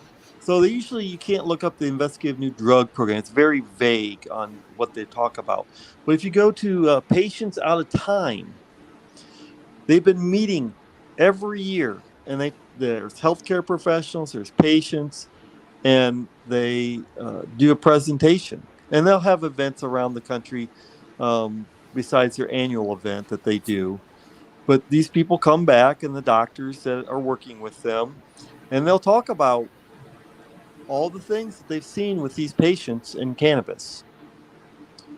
And my buddy Jeff Staker went out to one in California, and they smoke, and they offered, you're out in California, it's recreational there. They offered him a joint, and he had to pass because he was still a federal employee. And he came back and he told me about it, and he learned a lot. You learn a lot at those conventions. The only thing is that information is not getting disseminated to the doctors. Like here in Michigan, it's a rec state. They have no clue when you go into the ER what's going on with you. I had food poisoning. My wife had food poisoning. We ate at Long John Silver's. We shouldn't have. We went in. My God. She was sicker than me. And they said, "Oh, you have cannabis use disorder because you use marijuana." And it's like, Wow. no, Wow. we have food poisoning. I'm not that sick. So, but she is, and she always gets sick. They were. I'm confused. They were accusing you of smoking marijuana. Yes, they were saying that's what made her sick. So they said she had, cannabis hyperemesis, which is one of the things for cannabis use disorder. And they said, "Oh," and she's like, "No, I've smoked this amount for my medical conditions for years. I've been on Marinol for years, and I've never had a problem. It's only when I get sick with the flu or the cold does she have the vomiting." And so I got food poisoning about a year later, and eating scallops, and they didn't question my use. I don't know. They were Long John Silver scallops? No, they were those scallops were from a hibachi place. We were the last people there. Oh, you are brave people, man. You are brave. Well, I never had a problem with scallops before. My wife actually took care of patients in the ICU who had food poisoning. She said I looked worse than them. So it just must be the 82nd Airborne in me, and growing up. Oh, you were 82nd Airborne. Yes, I started out in the 82nd Airborne because my dad told me as a Marine, when I told him I was going to join the military, he goes, "Well," he said, "if you join the Marines, I'm going to beat your fucking ass." So I went and Yeah, became an airborne paratrooper. yeah. I've been at Bragg and Benning. Hey, can I interrupt this? This really human compassion. What I want to show you here. It's only a minute and 51 seconds, if that's okay. Whatever Oh, you that's want to look fine. in. All right, I can't share it on StreamYard because my machine is old. But what's this? This is what you got in your country, running your country. I suffer from an extremely rare diagnosis, Hold on. and I have to take medication or I'll die. Right now, I weigh less than 80 pounds. I have all my life. I have support of 5 of my doctors saying that I am living proof that medical marijuana works. I am completely against legalizing it for everyone, but there is medical purpose for it. And you have synthetic marijuana that's available in other pain. Right off the bat. I have tried Wow. it and it makes me throw up. I have tried all the medication there are. Watch him. And all the Watch him. forms that come in after my stimulator, the steroids. I have muscular dystrophy that's completely against my DNA. I'm sorry. I'm so sorry. Go fuck yourself, you stupid bastard. You shouldn't have got muscular dystrophy. And if you were a good Mormon, you wouldn't have got that. That is one of the most asshole statements I ever seen a politician do. Well, And the you news know, media is in the shit too. I'm impressed that he knew about Marinol, synthetic Well, no, marijuana. because he's got his hands in that. Yeah, because most of the politicians I talk to, they don't have a clue what Marinol is. They talk about, they say, well, we don't want anything like marijuana's THC Delta 9 because it can impair people. I'm like, Do well, they what about? use do And they they don't. use do they use Nabalone a lot in the United States? Nabalone? Occasionally, Okay. usually what I've seen is Marinol, the Oh, little okay. orange pill. That's Right. the number one go to in the military. What I've seen in Indiana, but yeah, they. And then when I bring that forward, they don't know what to say because they're fighting against THC Delta 9, and then I'm like, well, here's the pharmaceutical version, and they're like, I'll have to get back to you. Well, the funny thing is the pharmaceutical version is exactly the same as the plant. It's the Yes, same. It's the same drug, right? yes. Yeah. It's just man-made versus plant-made. And the thing that's lacking is all the other components of the cannabis plant. So you got terpenes and flavonoids, those give the smell and the flavor. And then you got cannabinoids, and e- each type of plant, whether it's a kush or, they got gorilla glue, they all have a little different amounts of those cannabinoids, terpenes. Some of them are lacking some of the components, uh, and they tend to help certain conditions, um, just like vitamins. There's different vitamins, and they treat different conditions, but all together they keep you healthy. And the cannabis plant's kind of like that too. There's all these components, and what the pharmaceutical companies are doing right now is separating all those components. Uh, so in California, Raphael Mashum's working with a team doing research, and there's 13 or 14 cannabinoid acids that they're investigating for human use. And there's 3 of them in human clinical trials currently. So they've already done the research with Marinol, THC Delta 9, and with CBD, which is Epidiolex. So these are federally legal, approved treatments for certain conditions. You go to the FDA and they'll tell you when you type them in. But these new ones that they're developing will be for other conditions, and it's just research. So we don't. They haven't released what those conditions are being tested for with those cannabinoids, but um, I I believe that it's the whole plant, the entourage effect. Just like with a multivitamin, there's an entourage effect with the vitamins and other food. It all works in your body to keep it healthy when you get good nutrients in. Yeah, there's a synergistic effect between all the ingredients in the plant as opposed to extracting the pure chemical itself. Yeah. Yeah, when I'm on here and Ralph is like, "Wow, you can't talk too much about the medical stuff," and it's just like I'm trying to think how to say things so it doesn't cause a Yeah, conflict for the before platform. the show, before the show, Hawkeye, we were talking a little bit, and I didn't want to run into. But you do a live stream. Hawkeye does more of a live stream where they talk about stuff.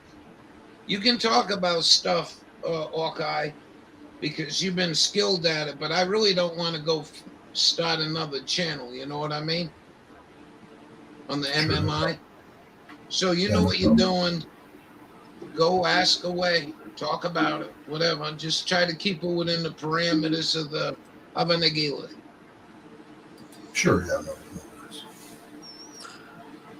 Yeah, and that's one of the things I've had several sites shut down, or I was warned because I posted about a Senate bill, um, or a government bill that they're talking about it, just letting people know. And I got like Facebook jail for 30 days because I Yeah. posted about this federal piece of legislation, um, or I posted a research from NANDA, or National Institute of Health, NEHI.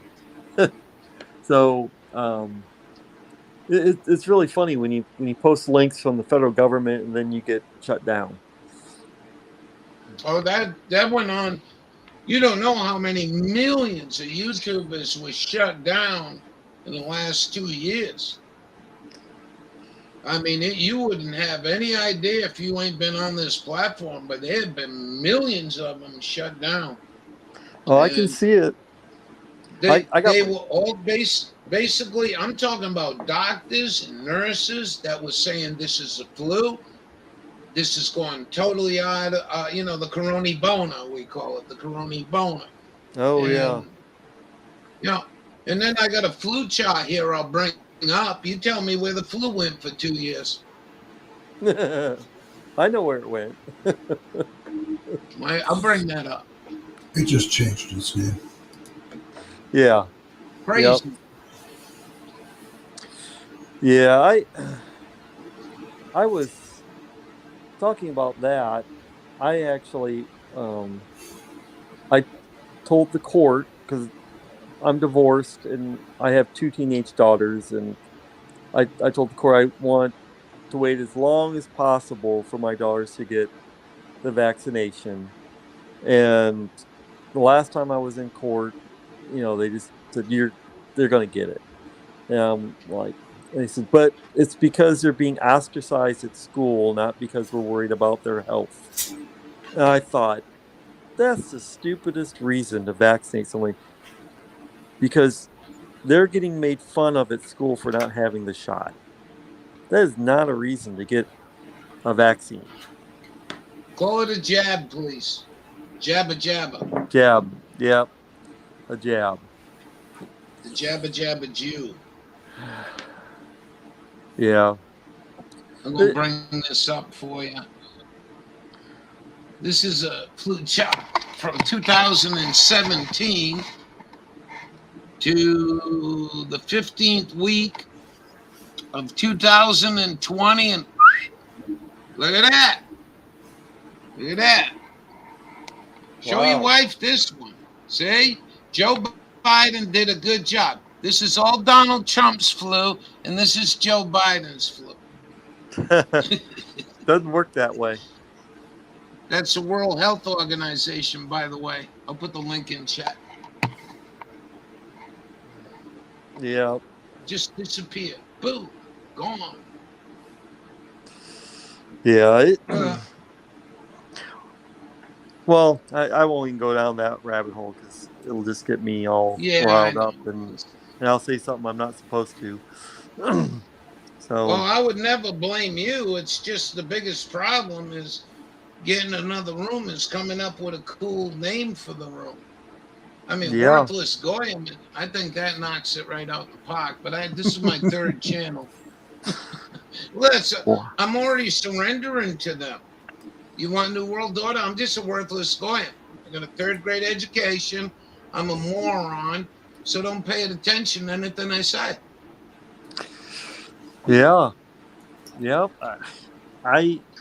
It doesn't matter what your education is. They don't listen to you anyways. No, that's just my disclaimer. That's a good one, ain't it? Well, the doctors could say, "Hey, I'm just a doctor. I just practice medicine. I don't really know anything about it."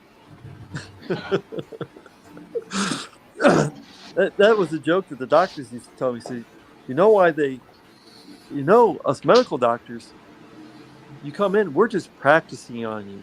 That's why they call it a practice. Practice.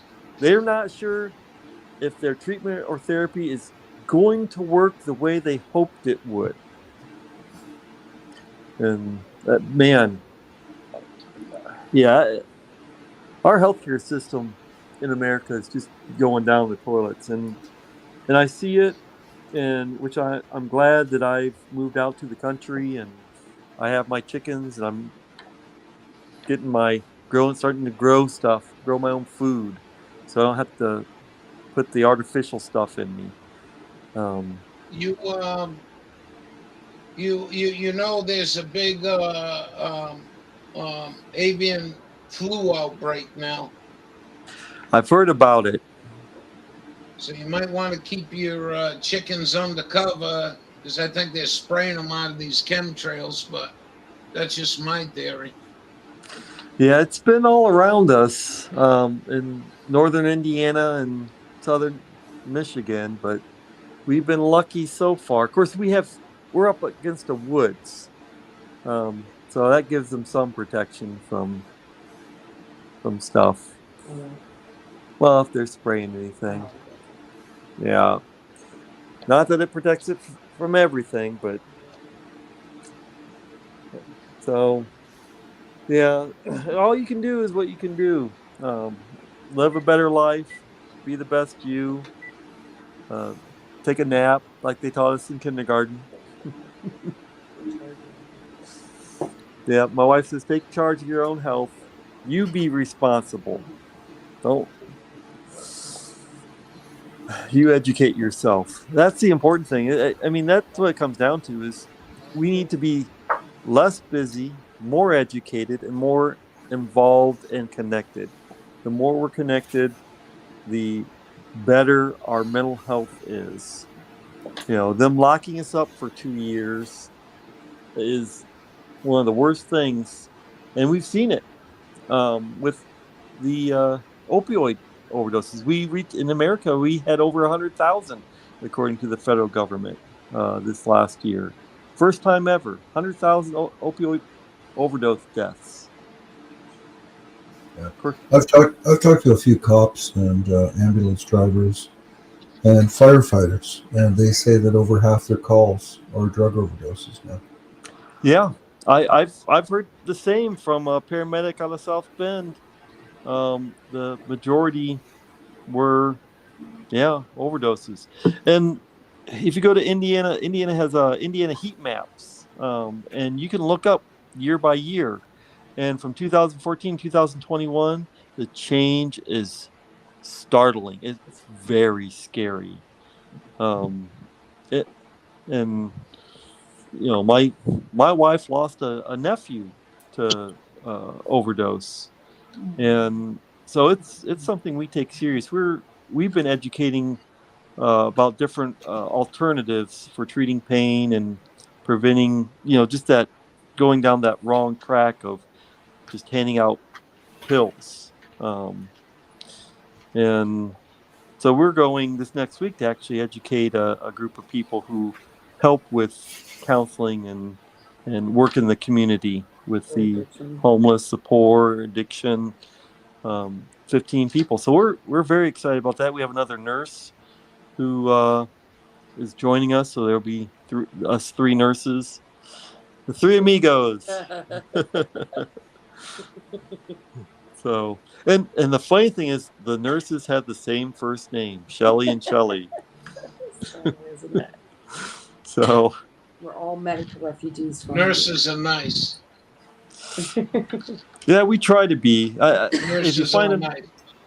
most nurses I know really have a big heart, but every once in a while, just like everything else, you run into a bad apple or somebody's burnt out, and I think they're burning out pretty quick right now.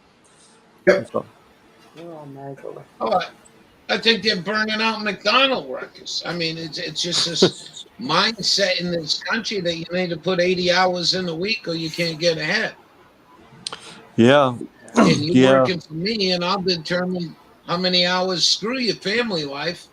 You know, my papa raised us, mom and a couple kids, and he was just a state worker, and he supported us, a car, and fed us, and a car and a house. You know, I mean, that's when the worth of the dollar wasn't corrupt as bad as it's been since Greenspan. But you know, we had vacations. We went on vacations, came up to Maine, and we had the weekends. You know, I mean, maybe during winter, Pop had to go snowplow and all that. But overall, the balance between family and work has been all lopsided. And I just like to mention, we used to have a lady come in here. She hasn't been with us. She lost her son to fentanyl, and one of the ladies in the room lost her son to fentanyl. And I Yeah. really don't understand why they're still allowing that crap to be made, because I think you can find other drugs to replace the fentanyl.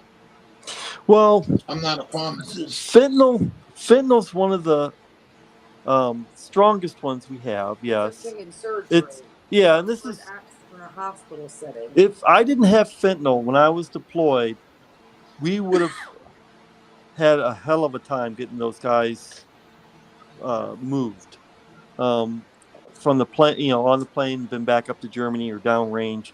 Fentanyl was life saving, and in the right hands, in the right circumstances, fentanyl is okay, but it should never leave the surgery or critical care area. It should have never left the hospital.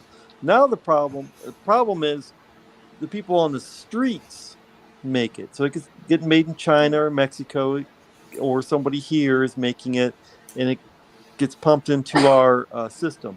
Now, I'll tell you, carfentanil, the only reason for that is it's an elephant tranquilizer. And they put that in there, you have no chance of surviving whatsoever. Fentanyl, at least you can reverse that with the Narcan. If you're in the hospital setting. Yeah, you got to have enough and know how to use it. I remember the first time I gave Narcan and revived somebody when we were in the ICU. I followed the protocol and I got my ass handed to me by the anesthesiologist. He said, "You're a critical." He said, "You're a fucking critical care nurse." He said, "You should know better. You don't follow that damn protocol. That's for idiots." And I'm like, "Okay." And he told me, he said, "This is what I want you to do from this point on." He said, "You give a taste and wait, and then give another taste." So I'm giving like a tenth of the vial at a time until you get the results that you want. And then he said, then you just got to continue to monitor and give a taste, because we were taking them to surgery and they had too much in their system for transport. So I just Oh, followed I see. protocol. Yeah, so With a monitor on. yeah, they had a monitor. We had Yeah. crash carts. We had Yeah. ambu bag. We had all that. And that setting is different than anybody taking it home. If you're on a ventilator and you're in the ICU, fentanyl's great for controlling the people's trauma.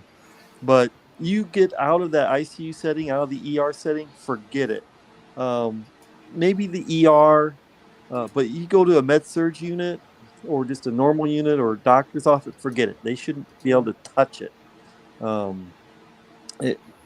That's my personal opinion. I was nervous handling it. With monitors. Yeah, I was With nervous monitors. handling because I was afraid that I wouldn't, because it's so strong. Just a little bit extra could really throw somebody over. So I liked the pumps. I liked it being on a pump and controlled, and Have a reversal agent. like my wife said, having the reversal agent there at the bedside so that you can, if you do screw up, you can manage it. And we did. It didn't matter how safe you were because of the number of patients you had and the level of acuity and staffing shortages. You always made some mistake.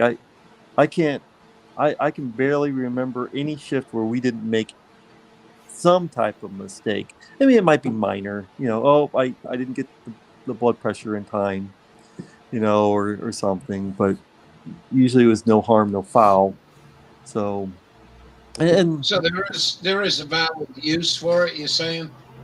there is a very limited value use. It shouldn't be a Schedule 1. It's a Schedule 2 drug. Eh, but you're right. It should never be on the streets, and it shouldn't be in the hands of most doctors and nurses. It's specialized training, is what it is. And with monitors. Yeah, it's got to be in So critical care, you, ER, Let's see. OR so settings. you know the Schedule 1, 2, and 3 drugs, right? I know. Yeah, I know the ones on All right, Schedule I'll 1. bring it up. Cannabis. You got to Yeah. see this. This is from the DEA. I'll be right back. All right, mute your mic.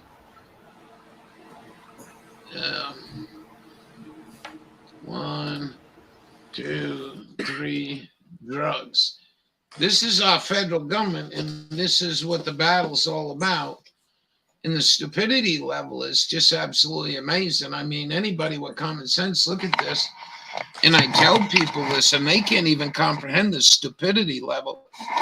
Schedule 1, marijuana, heroin, LSD, ecstasy. Ecstasy, the original ecstasy was made from herbs. It was all natural, and it was going to end the antidepressant market in this country. Magic mushrooms, very good for Alzheimer's, been shown. That's all Schedule 1. Schedule 2, cocaine, meth, oxycodone, Adderall, Ritalin, and Vicodin. Now, how the hell does somebody in Washington, D.C. come up with that kind of stupidity?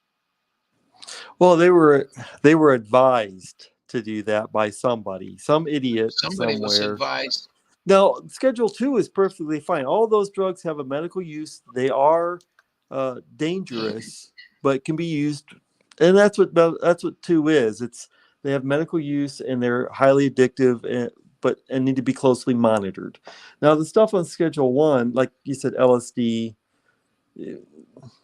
I've never heard anyone dying from mushrooms, marijuana, or LSD. To tell you the truth, No. If it's real LSD, they didn't die. The brown acid bullshit back then was what was that stuff called? It's a poison, rat poison. Oh, Coumadin, warfarin. No, not asbestos. Arsenic. Arsenic. And yeah, if you go watch a movie, Woodstock, they're warning everybody about the brown acid. Oh. And what I heard about that is it was strychnine. Thank you. But Yeah, LSD never killed anybody. Nobody jumped out a window. No set of some fire. And if you did, that was in your personality. Well, I believe that. And peyote's another one up there on that class 1 drug that doesn't allow the Navajo, the Hopi, and the Arapaho and others in the Southwest to practice their religion. And there are many, many, many in federal penitentiary right now rotting away because they went picking peyote. Yeah, which is strange to me because our government's not supposed to regulate people's religion like that. And they've used it forever. Just like right. just like the Rastafarians, and I mean, there's a lot of groups that use cannabis. Even the Jews and the Christians used cannabis in the early centuries. Well, it's both in their books. Did you know that? Yeah, yeah, I It's, do. and I tell people that. They don't believe that. They're like, it ain't in my Bible. I know my Bible. Oh, yeah, it is. And it's in Torah. Yeah, well, what they did is they took it out of a lot of the Protestant Bibles, so they don't see the words there. They completely removed it, and they'll just say plant, or they'll say, was it there's some type of sweet reed or something like that. So they've well, and if you read the Bible, it says if anything's been altered in it, the people who altered it will go to hell forever and stuff like that. So, Well, you or know damn right well Nabisco's on a freight train to hell in ConAgra and other these food giants with all the shit they've been putting in our food. oh yeah, well that was another thing is I remember the patent laws. So they're not allowed to patent life, but they're patenting the gene sequences. I'm like, well, that's life. So Right. I'm like, that was to allow the farmers and people to enjoy their foods and stuff without having somebody turn them into serfs, which it's kind of what's happening now. Well, you know, So Bill Gates wanted us all implanted. yeah, I've heard, I keep hearing about the implant, your little chip and everything Dude, they on got it. this shit called graphene iodide, which is microscopic and then rebuild itself. Matter of fact, last September, we had a lady in here from Idaho, Rose, God bless her, and she was uncovering all kinds of stuff about that graphene oxide. You can't even comprehend it because they're 30 years ahead of us, but it will operate and function on 5G as a control. Wow. Yeah, I'm there's telling you with a straight face. That's what I believe that our they can do. technology. Our technology in the military is amazing. I saw enough that I know the public doesn't know. And then you watch documentaries and the stuff that they developed 30, 40 years ago. People are virtually invisible. They can stand almost right in front of you. You don't even see them if they're Yeah. wearing their cloaking devices. And Yeah, I seen it. I seen me and my buddy watched up on the Silver Island Mountains of Utah, two F-35s going at it, and they were completely invisible. But if they turned hard, they were practicing dogfight. If they turned real hard and there was enough humidity up there, you get a little trail off the wing, not coming off of the engine. You might see that in Formula One racing, where the wing develops a little trail in back of it. That was the only way you could see them aircraft. yeah, that there's little telltale signs that if you don't know, you won't see. Um, No, but yeah, it's cool technology. I believe they actually have stuff way farther advanced than what they'll ever let us know about. And I, I honestly think they're probably coming back to cannabis, hemp, because they found they can make batteries out of it. They found that they can make rebar out of it, and it's stronger and better. Uh, and they're making all this new technology. This one kid designed hempcrete igloos for Mars. So they designed them so that they can tolerate the climate of Mars, and and it's lightweight, it's cheap, it's the insulation is far superior to anything that we have. So they're going back. They keep going back to hemp to solve problems that they can't solve otherwise. well, you know, Henry Ford built I think the Model A He built one or several of them almost completely out of hemp. He used the hemp for like a fiberglass, as I understand it. What would you call that? Well, it's A a resin, plastic. Yeah, it's a plastic polymer plastic using hemp. polymer. And Yeah, the engine was a high compression.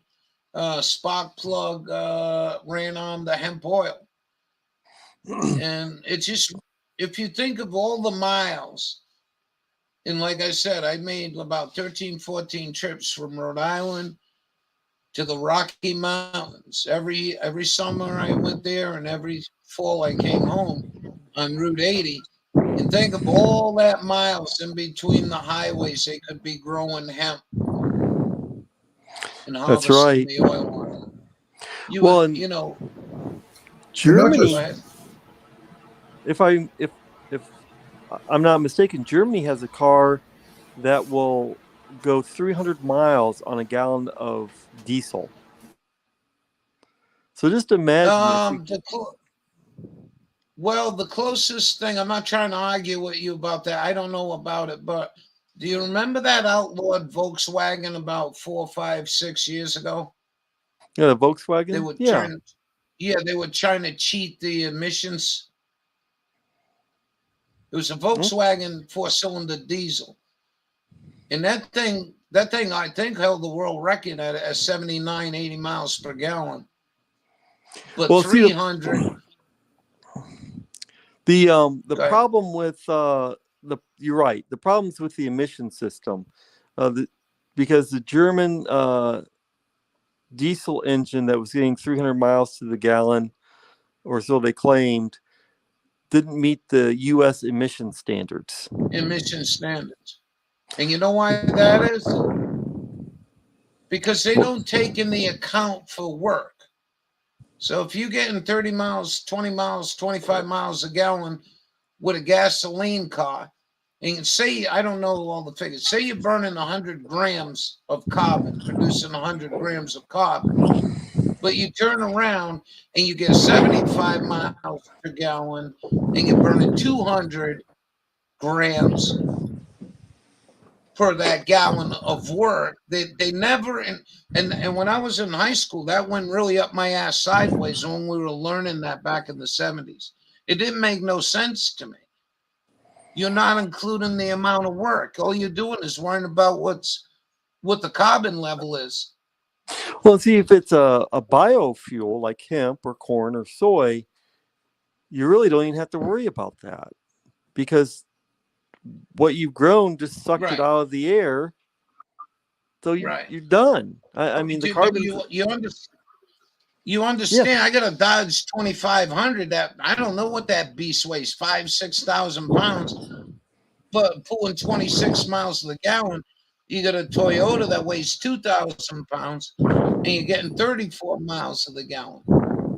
In other words, you're moving more mass with the diesel. It becomes, if you look at the amount of work that diesel can do, Yep. compared to the amount of pollution it makes, there is no comparison. It's bullshit. These standards have been bullshit. You go to England, you go to Germany, everyone's driving a diesel and they're getting big miles per gallon. Yeah. Well, and what they do in the United States is they're trying to influence the market so that you buy what they want you to buy. Right. Yeah. Petroleum based. Now electric, I have no use for whatsoever. But I tell you what, if I had my way and a good bunch of people to help me, we turn that buggy in my '87 into a four-cylinder turbo intercooled Isuzu diesel, and we'll probably do a little water injection, good high. I bet you I get 75 miles a gallon on the highway. Well, that and the electric engines that they have, the assist, the hybrids, Yeah, yeah, where you step on the brake or and the engine recharges the yeah, battery. Those things gives you even more because that would have been right. wasted energy that you collect, and you can increase your efficiency. So But that's only gonna work when you stop. You know, if I drive across Indiana, I won't see one stoplight. Yeah. Well, I'm just saying You know what I it's mean? still at some Right, time you're going to stop, and you right. can recharge those batteries and get that electric assist when you need it. So Well, that works really good in Formula One because they're always heavy braking, and then they got that assist on there. But in an electric car, I think it would work, but not in a well, gasoline car. You'd be carrying too much extra weight. well, it's a That's hybrid. just my opinion. You get a little more mileage. I think so. The example that I'm going to use is the Saturn View. So they have the Yeah. normal, and the gas mileage for a normal one was around 26 miles to the gallon, and then with the hybrid, you got up to, I believe, 32 or 36. So you're gaining 6 to 8 miles to the gallon by adding that electric in. Well, And I'd have a tough time believing that, but that's just me. well, that's what they rated Um, both of the vehicles for when yeah. they did their testing and stuff. And But if you see what it is, a nightmare to work on a fairly modern car. I couldn't even imagine them going even more technical like that. You yeah, it know, is. they got Yeah, what you end up doing is you just replacing parts because when the electric engine that's all goes, it you're doing. goes. Yeah. Well, You Ford. know, and they're planned obsolescent shit like a crank sensor. A crank sensor is only a pickup. That's all it is, like your guitar pickup. How the hell's that thing burning out? Yeah. It- Designed I to. like. I've been in very deep back country in the desert and stuff, and I know what I like, and I know I won't drive that for, especially where you ain't got cell service for 40 miles in the desert, and it take you 40 miles to get to a paved road that nobody's on. So I really I liked my just, Deuce and a Half when I was in the Army. They had you that. like that? Oh, I did. That sucker never broke down or got stuck Yeah, if I you knew like how to my drive it. 113. Well, that's a good one too. Oh, Um, it was really good. I used to like slamming the brakes on, see if I can get a reverse Papa Wheelie. well, the generators that we had, they had this kill switch. Um, so you flip it, and it goes until it's dead. And of course, you burn up the whole generator doing that. But if you needed power, you could flip it, and it would run no matter what until you turned it off or it died. And they were telling me about the Deuce and a Halves, the guys who drove them in Vietnam. They said, yeah, they get hit by a 50 caliber in the engine block, they still run. He said it might not run quite as well, but it'll run. And like my grandfather's, I think he had a 1979 Chevy van, a V8. It threw a rod through the engine block and the oil pan. It still ran. I drove it to my grandmother's house. It was rattling and smoking and made a whole lot of noise. I got it home um, and we turned it off, and it wouldn't turn back on. It ran until I turned it off. Um, but they don't make vehicles like that No, anymore. no, and they don't want you. They don't want you that. You know, I had this old buggy, right? We were heading to the Bitterroot Wilderness, right, to go take care of this cabin for the Forest Service. When I got into South Dakota, what's that, Route 93? That goes the length of South Dakota, I think, 93. Anyway, the oil pressure quit. And um, and I had oil in it. I couldn't believe this. Anyways, I went and did my stint in the Bitterroot. I got ran out of the Bitterroot in about 8 weeks because they had a forest fire there. I Hmm. drove to Seattle, no oil pressure. Somebody wanted me down in Moab in Monticello. Drove all the way from Seattle down to Moab, Monticello, with no oil pressure. So I called AutoZone. I says, can you order me an oil pump for a 22 hour? He says, what the hell are you doing? I says, well, I ain't got no oil pressure. He says, I'll order you one, but ain't that. So anyways, I went in and picked up the oil pump. And he come out and we unscrewed the sensor, and by golly, that car had no oil pressure. It had oil in it. I left Monticello, drove 14 hours back to Bonneville, ran the race, the land speed race in Bonneville, and drove the truck 2,800 miles home. The Barons came out in 6 pieces. Something got caught up in the, I think it's those plastic timing chain guides. But that was just a remarkable summer. And I went deep in backcountry. I didn't even bat an eyelash, man. It was just get me where I wanted to go. Yeah, they used to make some great equipment back in the 40s, 50s, and early 60s, and we just kind of gotten away from it. And now they talk about, I know they talk about bringing factory jobs back to America, but Americans You haven't can't been do used. that. There's no way. Yeah, Americans aren't used to doing that work anymore. We were good at it. Our grandparents and parents were good at it, but we've kind of it's gotten. impossible. How are you going to take a towel, right? Making a towel. You got some kid in there earning $5 a day making the towel. You come back here, you got to pay the worker a skilled labor some decent coin, $30 an hour. The towel costs you $400. Yep. It's impossible to go back. And when this NAFTA and GATT was going on in the 80s, they warned us. Billy Cooper warned you. Joyce and Dave Riley warned you. All them people like Alex Jones and stuff were warning you. Once you go there, you ain't never going to get it back. And Yep. like Dawn is in chat, she's saying robot workers. You could do that. You could fill your place up with robot workers. You ain't going to put people back to work. I don't think you're going to put people back to this in this country. I'm not a defeatist, but there ain't no way you could come here and build oil filters. You outsource that shit to Russia. I mean, to China. We might be doing it with Russia. Yeah, probably in the background, right? That's right. Well, that was the thing that I thought was funny too, is we had embargoes on everything Russian except for their primary export, which was oil and gas. We just kept having it shipped here. Yeah. We'll keep buying gas and oil, but screw everything else, right? That's right. I thought, wow, if you're putting an embargo on a country, put an embargo on the country. Don't just hem-haw around it.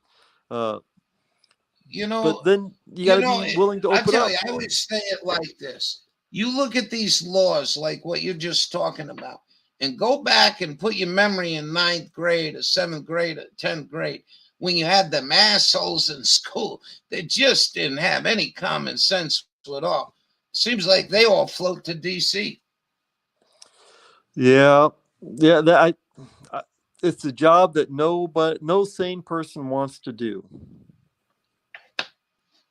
Well, I would say that's a true deal. I mean, how are you going to make change when both sides are fighting with each other? You got a national football game going on in D.C. Oh, you sure do. They just put this lady in the Supreme Court, right? Yep. Now, I watched Ted Cruz last week or the week before ask her right up that she had this. I don't know how old the kid was. We'll call him 25 years old. I think he killed some children and raped them. And she gave him 3 months. That's it. 3 months. Ted Cruz asked a question, but the Democratic side are not even decent enough to say, well, let's find out what the answer is. Why would you have done that? No, they just brushed it under the rug, and she's going to be the Supreme Court. Well, she is. It's Yeah. a common sense, natural question. Don't matter what side you're on. Yeah. Well, actions speak louder than words. So her So her I don't see anything straightening out. We're going in this with a hockey puck in between two players, bouncing it back and forth. Oh, I agree. I agree. I I've I haven't seen justice, like true justice in a court, on a consistent basis. I think my entire life. You get little glimmers here and there that they follow the Constitution and the laws. Um, there was Yeah, a but they don't have to do that. No, Because they when you don't. walk in a court in this country, when you walk in, you look. If that guy is in a robe, you're under admiralty law. If there's a gold fringe around the flag, you're under admiralty law. That is not an American flag. That's admiralty flag. Yeah, they You know that? run with their own rules. They don't care. As Well, it's admiralty law. It's Yeah. like you're when you're in the service. What's that called? If you Oh, got an article, court of yeah, Article military. 15. Yeah, Yeah, military sort of justice. like the same thing. It's admiralty law, and you're screwed if you're Oh yeah, American. yeah. They in the military, they just did whatever the hell they wanted to. They had Same thing. guidelines. Of course, the army, up until the Congress removed the. So this is what got me crazy, because Congress changed the verbiage in the military rules and justice. It used to be everything was in order. Congress orders. Congress, it's an order. So they had to follow the rules. And then they changed it so that it was a guideline. So it wasn't an order, it was a guideline. And once they changed it to a guideline, they can do whatever they want. A guideline just means that you're Yeah, supposed to follow it. yeah. And that happened while I was deployed. Because I remember I had to fight with them to get my leave. So I had about almost 60 days of leave. So getting into that lose or use, and I hadn't taken any leave in a year and a half. I said, "Hey, I want to take some leave, and this is when I want to take it." And they're like, "Well, too bad." I said, "But I'm at lose or use, and so if I don't use it, I'm going to lose it." And the guideline or the orders by Congress say you will, not that you, not that you may, but you will. And so when when I came back from deployment, it was no longer you will, it's you may. And when they changed it to you may, then captains were really getting screwed out of their leave, um, because they send a report to Congress about the enlisted and the officers. But they figure if you're an officer, you're an officer, you should be able to make time. Um, but that's not how it worked. So the enlisted had a little bit of protection because of the oversight, but us, anybody who was a junior officer just got screwed. I had a guy who I think he had like $30,000 worth of leave, and he got some of it, but he didn't get all of it. And but yeah, I had enough leave that I got money and I got some days of leave off. And the nice thing Congress did do was any leave I'd built up during deployment, they couldn't take it away, which surprised me. Right. Yeah. I mean, I'm really surprised they would do anything positive like that. Also, to be honest with you. Yeah, well, it must have affected somebody that they knew, somebody's kid. A lot of people in the government, especially in the last 30 I ain't years. no senator's son. You ever heard that by Credence? I have no silver spoon. Yeah. Yep. This this This time in the service was a lot different than when I was in. I was in peacetime. And happened the years I went in, they suspended the GI Bill.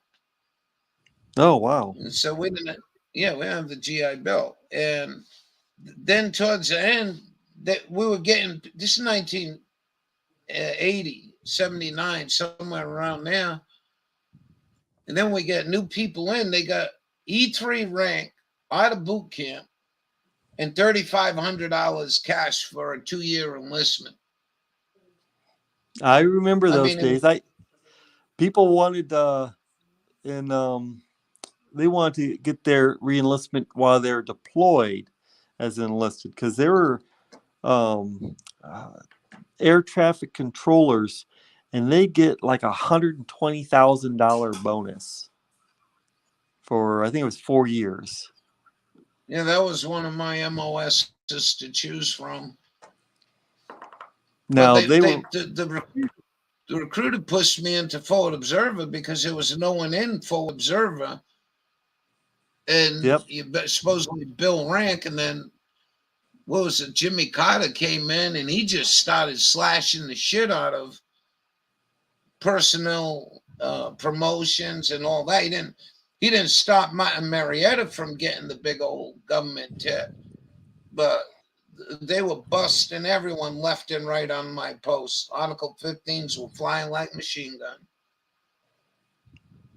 Yeah. Anything. I remember I had a first sergeant who put me up for an article, a summarized Article 15. Had to go up to battalion and to get approved. And he did it because I'd laid my clothes out on my bunk right before I went into the shower so I could go in the shower, get dried off, get my clothes on. And that went up to battalion. And the colonel wasn't there. There was the XO was there. So he looked at my name and he said, I know this name for some reason. And the driver, the colonel's driver, was there, and he said, yeah, that's the guy who takes care of everybody.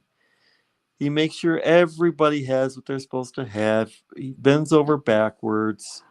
And the XO called down to the first sergeant and said, don't ever send up a summarized Article 15 for this guy for something Yeah, like but this. what was you? I don't quite understand.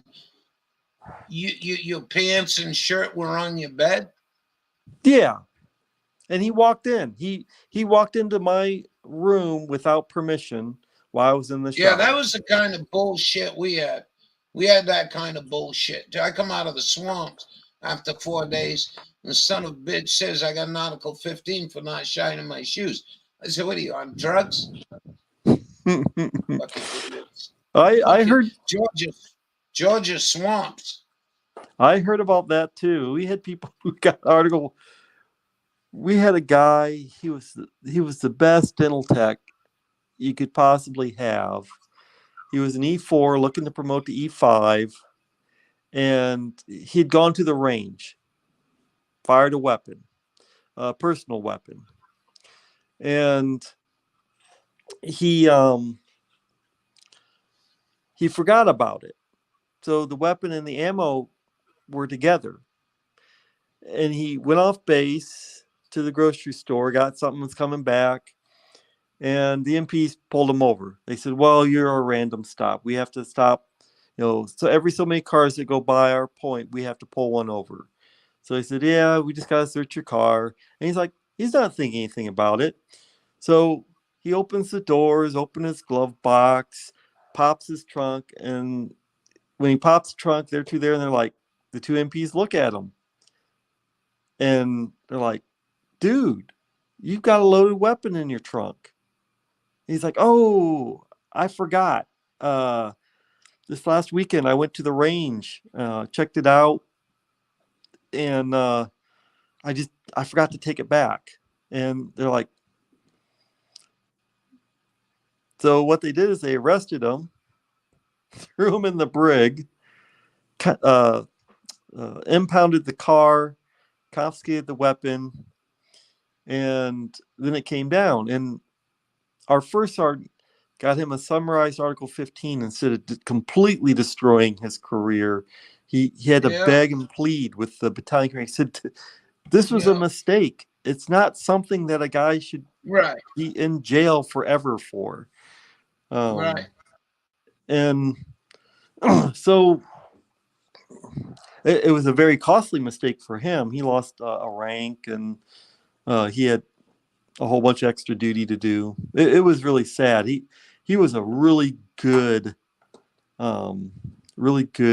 E4. He was doing most of the job of an E5 where he worked, but that was all done over with. So, they don't look to educate and grow people. They just look sometimes to punish people. Yeah. And so, well, I'm going to need to be getting off here pretty soon, Ralph. Well, Jason, I told you before, whenever you go to bail, and you've been on here for 2.5 hours plus, and we really liked having you on there. I think some of the people learned a little bit more about the reefer business in this country, and how to fight it, and hopefully, you gain some strength. I hope you understood how we ran StreamYard here. Do you understand this a little bit? It's a little more familiar. I just have to figure out how to go back and forth between the chats and stuff. It'll just take me a little bit, so I don't have like 4 or 5 of me on there. Yeah, that's the only thing. That's because right now we're blocked to bring anybody else on there. I can only have 6 at a time, and I just really appreciate it. And we usually come on Friday night, and you're more than welcome to come in. Well, thank you, Ralph. Well, Thank you have you a so much. great night and a wonderful weekend, and hopefully we'll talk in the future. And Thanks when for you coming on, leave here, Jason. Oh, you're welcome. you're very welcome also, ma'am. We really like to, shake this stuff out, but I'm not scared of paranoid. It's just one small mess up, and then Radical Ralph's going to have to go find the name of a new room. But Hawkeye's pretty. He's pretty. He knows how to run a live stream, and maybe some night you can come in and talk. And I'll just let Hawkeye do the talking. And if we get screwed, we get screwed. That's just the way it is. I'm done playing with these Habanegilas. Yeah. On that note, too, I gotta retire myself. It's bedtime. Thanks for a great discussion. Good night, Hawkeye. Nice to meet you, Jason. Take care, Don and Uncle Dude. And good night to everybody in the chat. Have a good one. You too. And good night, Jason, and your lovely wife. And stop by again. Yes, that was super awesome. I'm glad he was on. Now we got to get Captain Jason somehow to shut off one more time. he didn't shut off the last one, so I don't know what that's going to do. Is it going to keep my show live?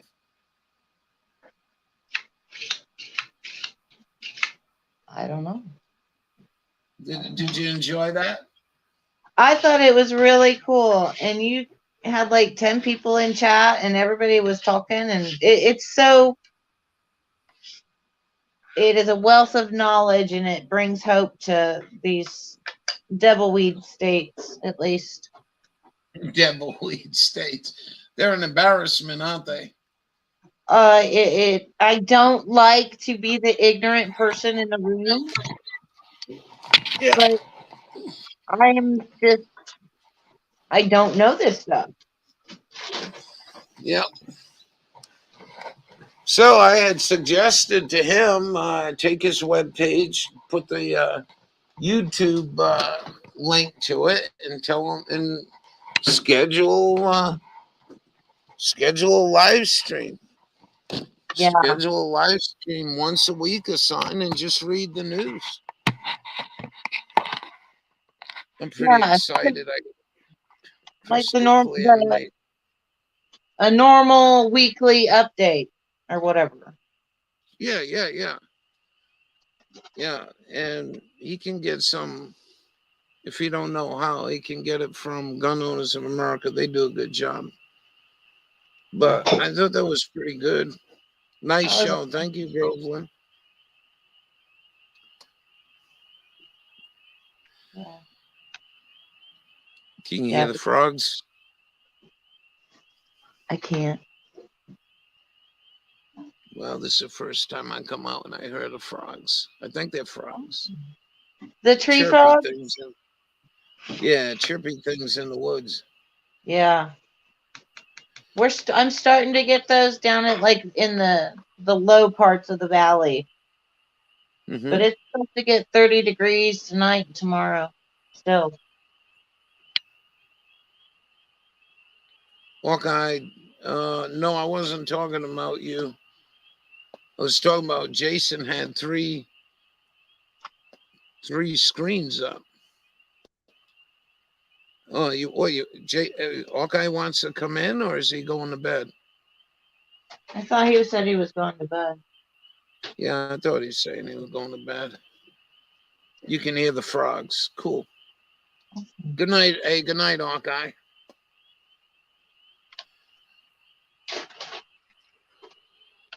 Yeah, I think it's neat how Friday nights we do something different. It's been pretty good. You've been very gracious to open up your home and show us all your started plants and stuff, you know. Yeah. I worked on it some tonight, and that's kind of why I was quiet, but it gives me time to like sit still and do something. Mm-hmm. And we got Dawn keeping up with the illegals. Hey, you want a cell phone? Don't worry about paying a bill. Here's a government cell phone. Go have fun. Well, yeah, but then they'll be tracked too, so that's Yeah, well, great. that's a real good point. I didn't even Duh, think like that. duh. Location on. They can hear their conversations and everything. I think that's a brilliant idea. That is I, a real good idea. that's Tactically. the same as the government phones. Like, I Yeah, got no an shit. free phone. I did not want it. No, thank you. I put in for that a couple of years, 4 or 5 years ago, and but they got my social security number and everything, and I never got nothing. Yeah, isn't that nice though? I don't really. Even if I got one, I just throw it in the glove compartment for, you know, when we're driving around in case something breaks. You know, it's a long Mhm. ride, especially for Christmas. Coming back on Christmas, it gets really cold up here. Sound of summer. Mhm. Yeah, I am ready to have it much warmer outside. I am, but I ain't looking forward to the beasties, the bugs, and the ticks and shit. But hey, whatever. Uncle Dude has got one tick off of Bella so far, but that's the only one we saw. And then I gave them Yeah, all their meds, so I haven't seen any. But ticks are so bad when it first starts warming up. It's like they just crawl everywhere. It's so gross. you know, when you got deer in your garden, you got to be well. I don't think you got the Lyme ticks there. Well, I think you do, but you're not dealing with them. But My big dog yeah. tested positive for Lyme. Did he really? Yep. You know what? Um, um, there's two types that show up on that. I have a good vet and better vet than I had in the doctors. One thing I will say up here, I had the greatest dentist I think I'll ever have in my life. He was so brilliant. But anyway, he says that the second one that lights up can be treated with vitamin C. Huh. the first one on the test has to be done with doxycycline. So if your dog starts staring, I mean, not staring at a rabbit or a chipmunk or something. You find them lethargic and shit. Yeah. That's the first sign. Then the breathing. You start really struggling hard to breathe. Keep an eye on that. And your vet shouldn't have them get no trouble giving them a 5-day dose of doxycycline, 10-day dose, or whatever. But with that, you want to serve them some raw hamburger to keep their immune system, their gut in good shape. I don't know if I can say all that and not get in trouble. We'll see. We'll find out. We'll find out. But he's been struggling with that, and he's doing good. He's over there. He had a RIDE today into town, and I enjoyed my day. This place is so weird, Jewel. I go into the AutoZone, I go into the Napa, I go into the Tractor Supply, and I get along with everyone. I mean, I just don't understand it. It's just mind-boggling to me. And they're happy to see me. I had the guys at AutoZone laughing their ass off. So I always feel you accomplished something today anyways, bringing some laughter to this miserable world we're living in. Absolutely. So, hey, Jason, one thing I screwed up on the title was Jason's last name. Is that Straw? Yeah. All right. Well, I'll put it in the title and I'll leave this one up. What time is it? We'll go in another 15 minutes. Norml is spelled without the A. Without the A. That's what I was screwing up. Yeah, that makes a difference. Yeah, but I really I wish they could get like more help from other states that already legalized and showed that it really didn't cause a whole lot of problems. Like I was listening for years on the ham radio, po-pos. They got little groups that get together with their po-po. And I mentioned, they're going to legalize recreation, and they're like, oh, wait till you see the dropouts, wait till you see this, wait till you see the heroin use is going to go up and all. And nothing was at all further from the truth. I don't think the state has had really much more problems than it normally has, but I don't watch the news, Yeah. If that makes any sense. I don't think there's a connection to crime and reefer. There's a connection with crime and reefer when you got to buy it on the black market because the government don't want you to have it. And that's why everybody in Indiana is overdosing on fentanyl, because they're laced pills, because you can't smoke weed here. You know what? I caught one thing, and you know what they said here in Maine? You should have seen the DEA in Maine. I'd like to do an interview with the guy, to be honest with you. Honestly, you heard that out of my mouth. The Maine DEA, not the federal DEA. Yeah. Guy's got a big long beard and a ponytail, and he's saying that what they're doing now is they're getting this crap and they're putting it and making their own OxyContins. Wow. I guess they're using fentanyl. It's like, holy crap. But I would be interested in what he would say on, like, if the amount of overdoses has gone down in Maine since we've become legal. Oh, I don't think that has happened, but I've been really interested in what the alcohol situation is. I mean, Bubba's a good example. Yeah. You know what I mean? Mm-hmm. I mean, inherently, you know, if you look at this shit from a Mormon's point of view, you shouldn't have to use anything in life. But on the other hand, you're being bombarded with RF radiation. You're being bombarded with chemtrails in the sky. You're being bombarded with poisonous food.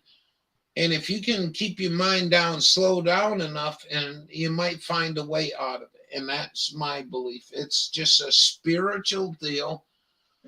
And I don't think it has anything to do with in my world, doesn't have to do with getting blitzed. They're It's cutting the everyone. lithium lungs, the fluoride smile. It's like a zombie apocalypse. Fluoride. All these people taking showers. Alex Jones taught me that. That drinking the shit is bad enough, but when you take a shower, you're breathing in that fluoride. I think it's 160 degrees or 115 degrees. Fluoride starts evaporating.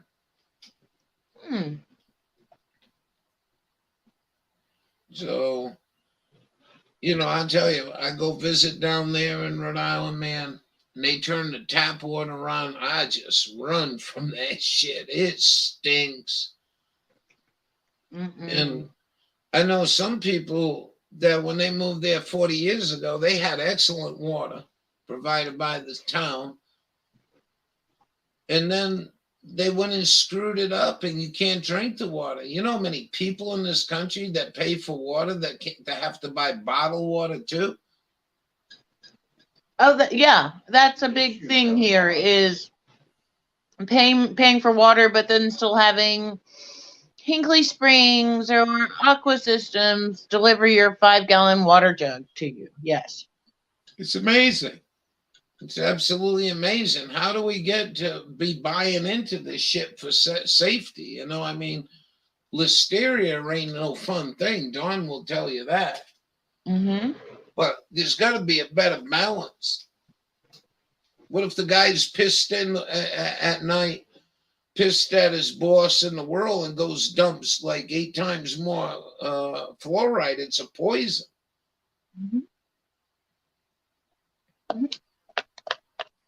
That Wonder Hussy did a video a couple of weeks ago about her water system not far from Death Valley, and their water's got so much natural fluoride in it that they got to clean the fluoride out or their teeth turn yellow.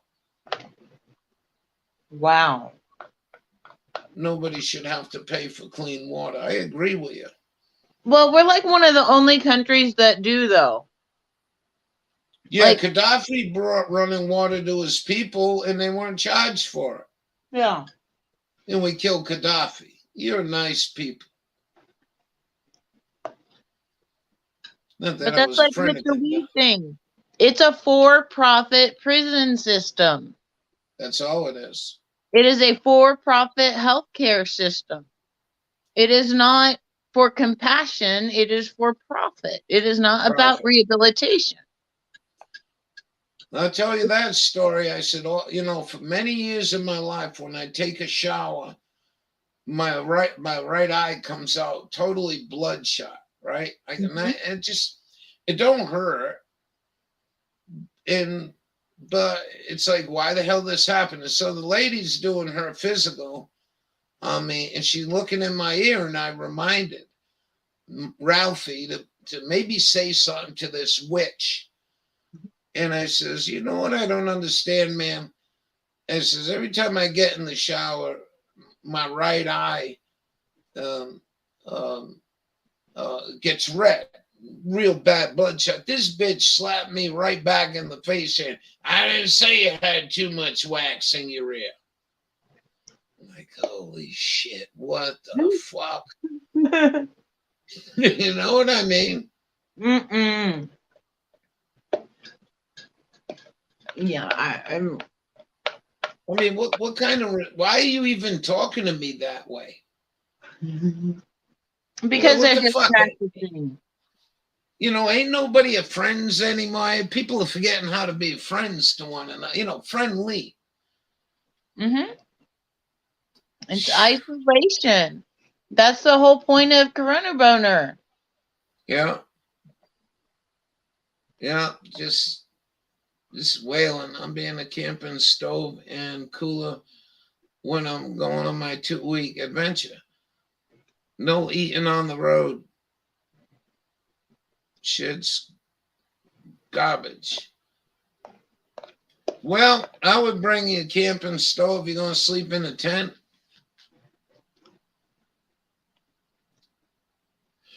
If you're going to sleep in Are a you tent, coming make through sure you get Indiana, Joel? a. What'd you say? I asked Jules if she's driving through Indiana. No, I don't think. I don't think she's going to Arkansas through Indiana. We're going to be all excited for you. You're going to stop in and say hi once a week, maybe? Who, me? No, Jewel. Jules. I wonder if she's going to stop in and say, hi, everything's good. The sun's out. Yeah. Are you going to that diamond mine? Ooh. I couldn't eat out for 2 weeks.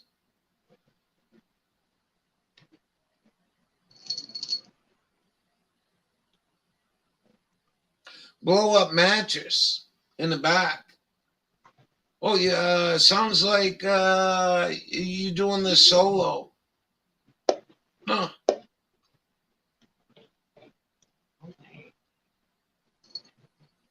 Mm-mm. Well, you be careful out there. Yeah, definitely be careful. No way. Mm-mm. You know, I really state parks might be a good deal.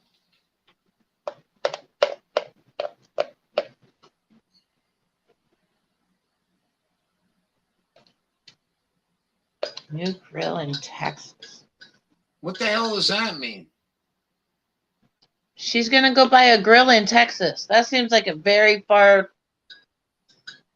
drive. Buying a grill in Texas. Come up here, I'll sell you one. Cheap. Texas.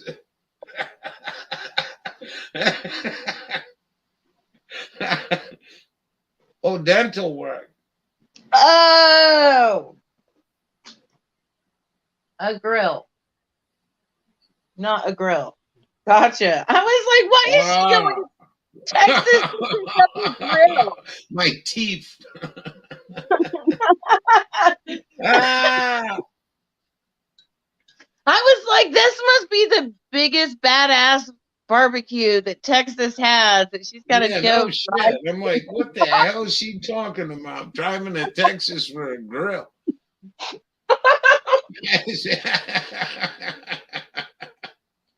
Ah, you got us for grilling. I know. So I was thinking some grilling barbecue pit thing or something. I don't know. She's stoned. Who's stoned? Oh, she's talking to Jewel in a second person. I do that too. Mr. Russo, you fucked up big time. My hair caught fire the other day welding. Oh my. But it burnt all the frizzly ends off, so we're not too unhappy. Well, I'm glad you survived. Well, yeah, I mean, I welded underneath that car before, and ooh, man, I had a chest fire that really left its mark, if you know what I mean. Oh. Yeah. Oh well, it's all right. It ain't as good as that. Just ate eggs, bacon, and asparagus. Huh. Sounds good. Yeah, but you know something? You're a P&Z at 10, 11 o'clock at night, and they don't have a weight issue. Now, when I used to camp, you know, out in the check that kitty cat for a tick in that left ear. I hope not. But anyway, She's dirty. No. Yeah. Oh, yeah, I used to eat at 10, 11 o'clock at night. Great Like girl. in the summer, I like eating late at night. Oh, but Yeah, I got to check my asparagus, see if they're going to be coming up soon. Yeah, other than that, I don't really have a whole lot to look forward to. None of the moringa tree didn't come up. The peppers didn't come up, and the eggplants didn't come up. I just give up, I think. Concentrate on other shit here and forego the garden. you still have your stuff inside the house, though. What do you mean? The mint that you have, The what? didn't you have like mint or something? Oh yeah, I got orange trees and date trees, but those go out on the porch as soon as nighttime lows go above 45, 50. Gotcha. Dawn's asking if you'd let your cat out. Huh. Yes, she is an outside cat that now comes in. Cats rarely get ticks. Why is that? Oh, my Yeah, cat gets awful. no, the mint will get out of control. Um, well, it's chocolate mint that I planted chocolate mint and rosemary and sage, and they didn't make it. So I brought in a little bit just in case they didn't make it. And now I think I'm just going to winter them.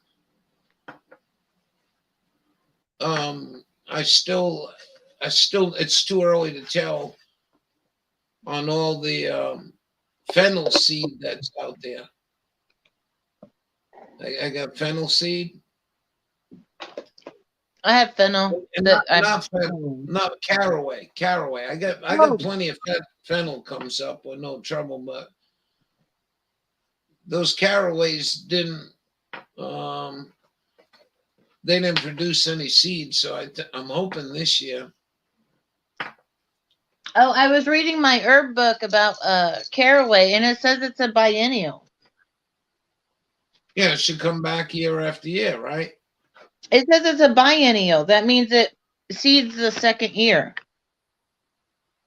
Ah, so the ones that are living out there are going to probably produce for me then. There you go. And I got some in here. I've been contemplating whether to disturb them and put them in their in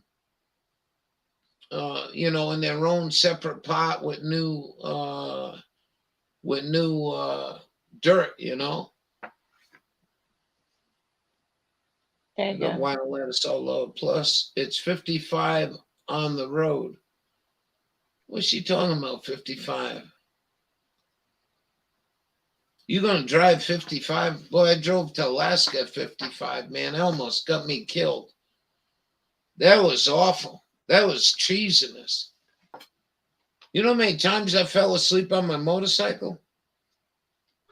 Oh my gosh. Oh, Definitely not one. probably about 4 times.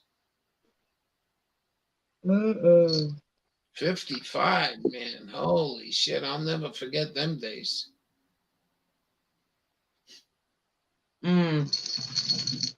Oh, Deerstone has wild lettuce. That's awesome.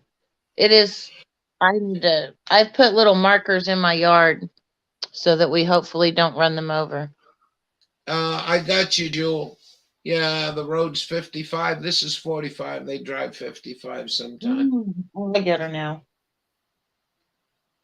Oh, but we're very far back off the road, and she doesn't leave our sight. And if we like go walking in the woods, she'll follow us like the dog. We don't even have a litter box. She's never been litter box trained. Nice. Ow, honey. She She just was a little kitten, and now she's a spoiled fat cat. Because people dump animals here. They just dump them when they're kittens. Sad. Yeah,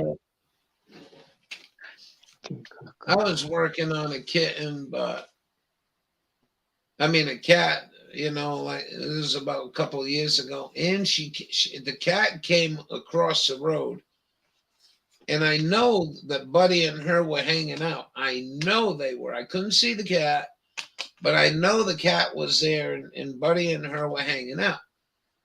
And then one day I got a knock on the door about 3 o'clock and says, "This gal told me she just killed my cat." Oh. And so the first thing that come into my head, well, you don't want this chick. She was all torn up. And I just said, no, that's just a feral cat, But Yeah. and it was, but it seemed like it was like coming over here. Well, the weird thing is there was a black cat here, and it was just starting to come up to me, and it was in heat. And the dog came out and saw it and killed it. Oh. And she was the sister to that cat. And so when my dog killed the other cat, she stayed around close to the house, and she finally warmed up to us. But it's weird that now Raven and her get along great. But yeah, she's a pretty tough cookie. Oh, Caraway. So I should suspect some this year? Yeah, that's what it said, because I was reading my book last night. I was like, wait a minute, if it's a 2-year plant, then the second year, like parsley, flowers the second year. Yeah, I'm hoping to get this year carrot seed. Does it say in there how long carrots? I think it's 2 years. I can look. Yeah, biennial, 2 years. Yeah, I think I should be able to get some carrots. Gotcha. That makes sense. Huh. So carrots you can just leave in the ground, and then the second year you'll have seed. That makes sense. Okay. Which, providing, nothing eats them up. You know what I mean? Like deer or whatever. Yeah, and I had 3 kale plants that overwintered, and I had my little clear plastic globes on one of them, and the other 2 got eaten by deer. Right down to the nubs. Just cleaned it bare, nothing. Yeah. Well, my stalks are gone. Yeah, and it's just chewed. It was sad. Chewed right down. So I don't know. I don't know if they're gonna pop this year, but if that pops, that'll be a positive.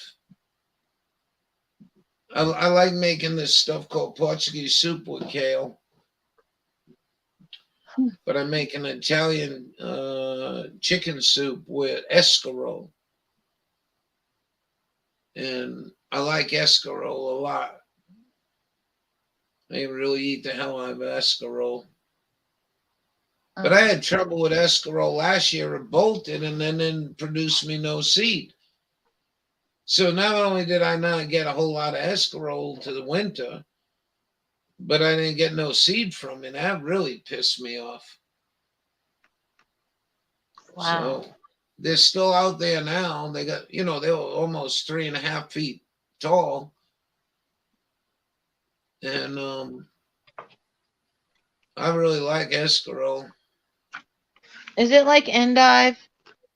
Yeah, it's a little. Endive's like, I don't know, like a little stringly type, where the escarole I like is almost like lettuce. Gotcha. It's got a broader leaf. And when you boil that, right at the end when your chicken soup is done and you throw that in there.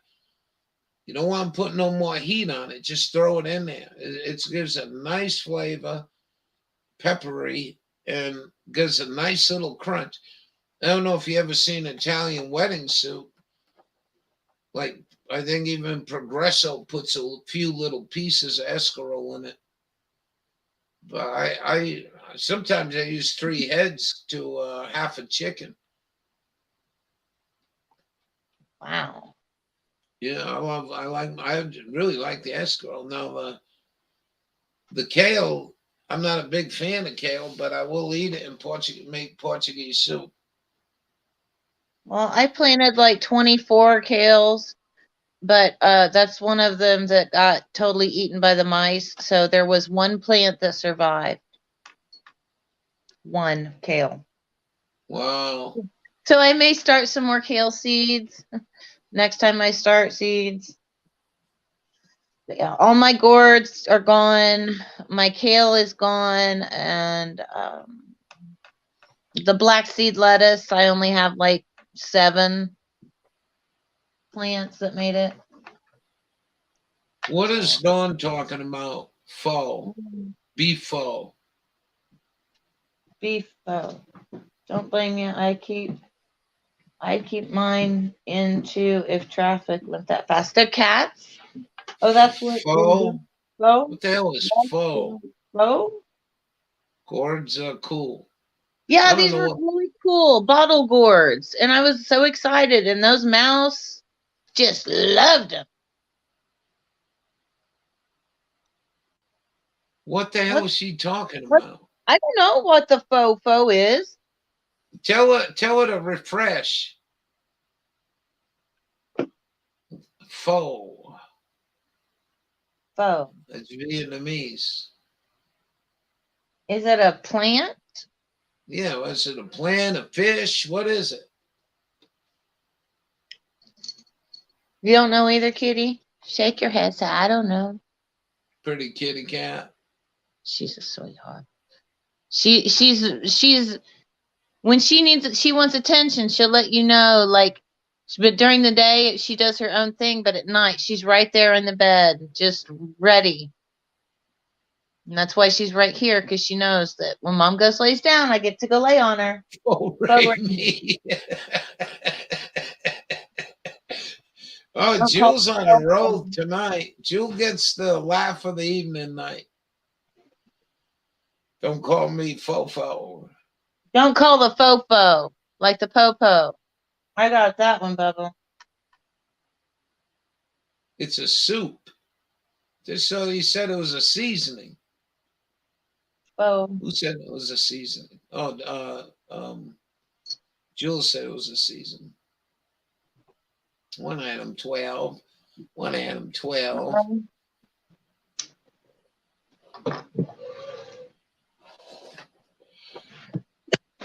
done. Is a Vietnamese soup. All right. Well, we think that's what it is. I tell you, I ate with some Cambodians, right? Well, we changed Yeah. in the campground. I violated all laws and rules, and it was pouring rain. Nobody was in the camp, but this Vietnamese family came up to pick mushrooms, and they needed to replace the timing belt on a 6-cylinder Toyota 89, I think. Anyway, so we worked all day in the rain, and the women's were cooking, and I was like,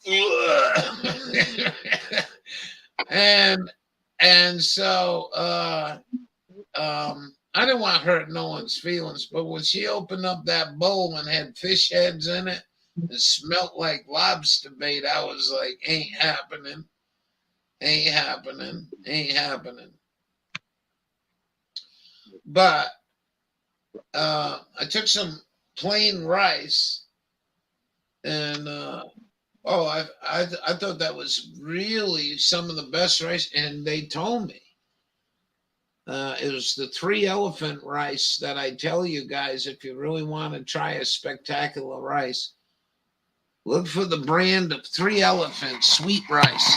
Man, I ate so much of that stuff.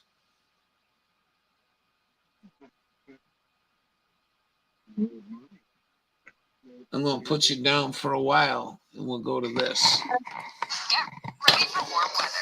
Boy, I got the munchies, but I really ain't got nothing to munch on in here. Uh-oh. Have some moringa seeds. Have some what? What? Moringa seeds. No, I ain't The eating that moringa. moringa. It's a No, nut. I'm It's a not. seed. You can eat it. No, we're going to grow the trees, and if this fails, I got more moringas to try. I literally always have. All right, broth pay in my attention. freezer, and I'll just sit there and drink it out of a mug. Hi, my name is Susan. I'm a recipe developer, and I'm going to show you how to make Vietnamese pho. Sue's Vietnamese So pho beef is a po. traditional Vietnamese style noodle soup. It's just the name for actually the noodles. Pho means rice noodles.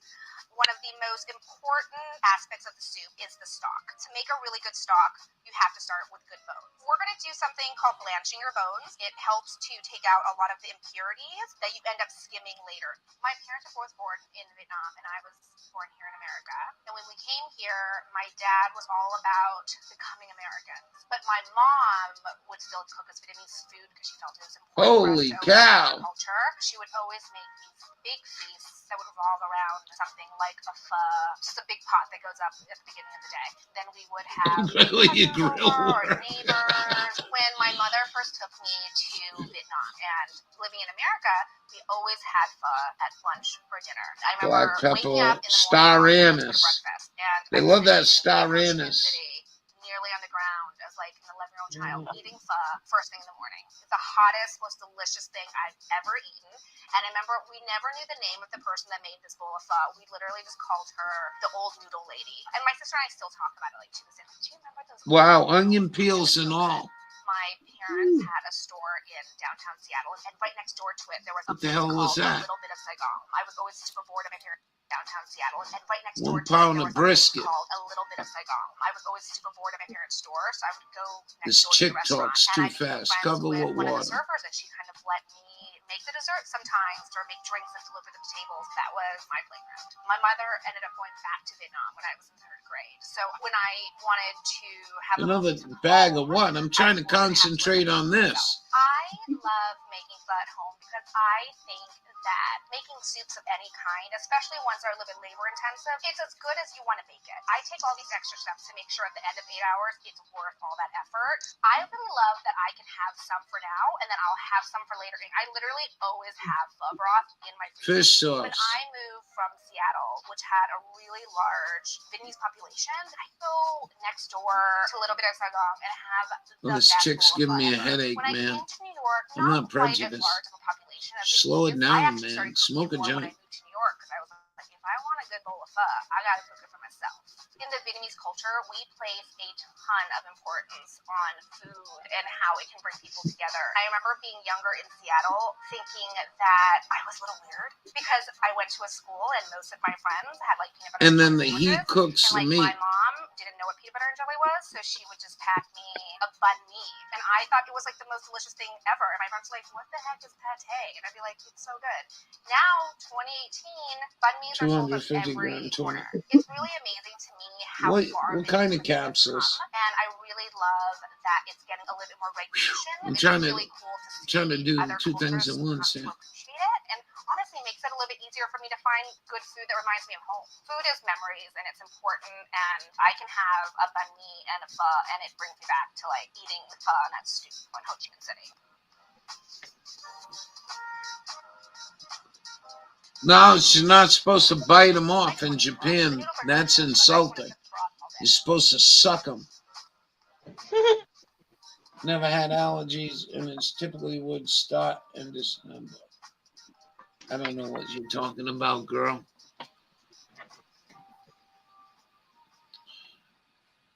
What did you order a bag of? Let's go see. I can go scroll up here. Hope that doesn't ruin my grill work. And then allergies Jewel. Receive another bag today, actually. A bag of what?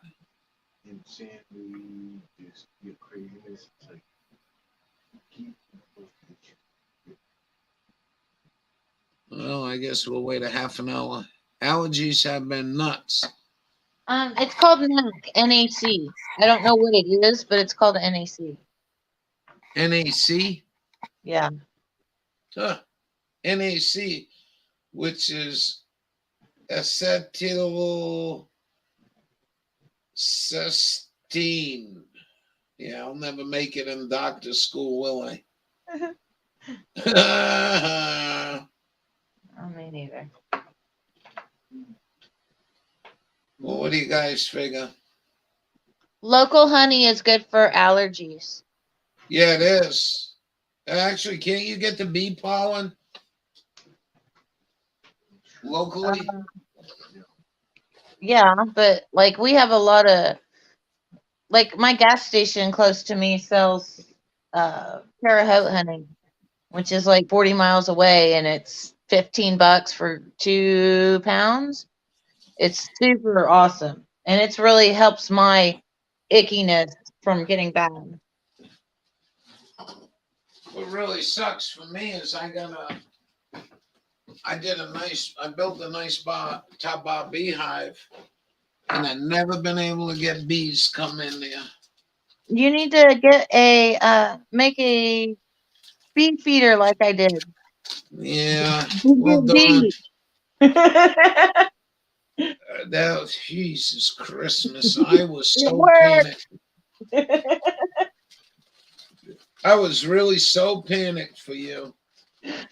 I was just like, holy shit, that would kill me. That would, if they all went crazy, that would have killed me.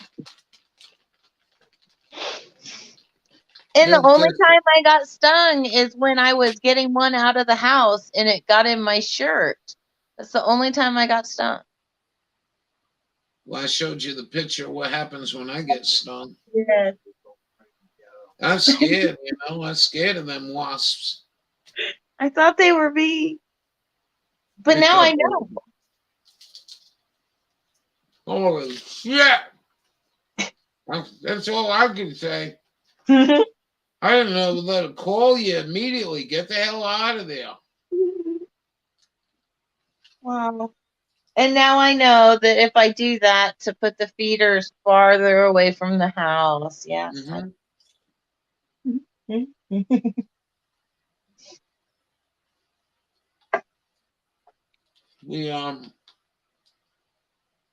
We tried, but they tried to work a deal with an apple farmer.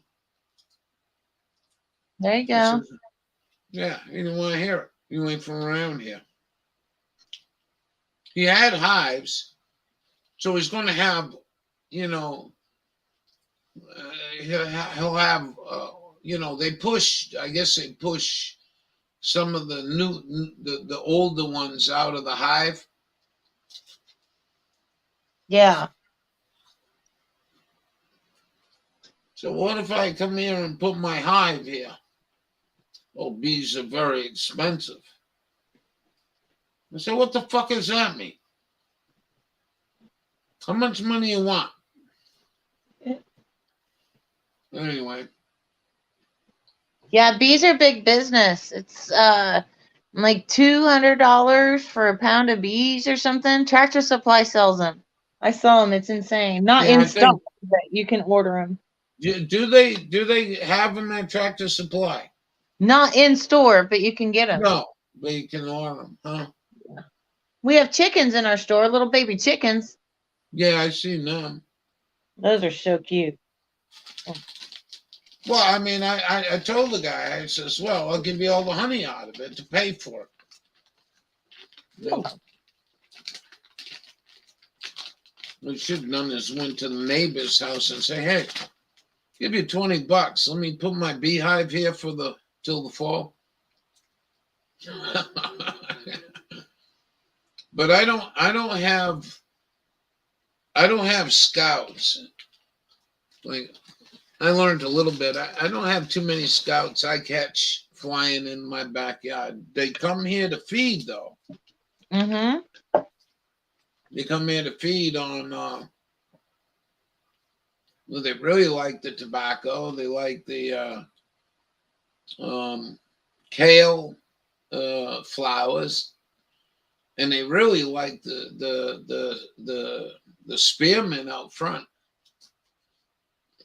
Really? Yeah, the whole front's all nothing but spearmint. Huh. Wow. My mint is just starting to start coming out. Well, I'm not seeing too much. Like I told you, but it's still early here. You know, the ground's still frozen.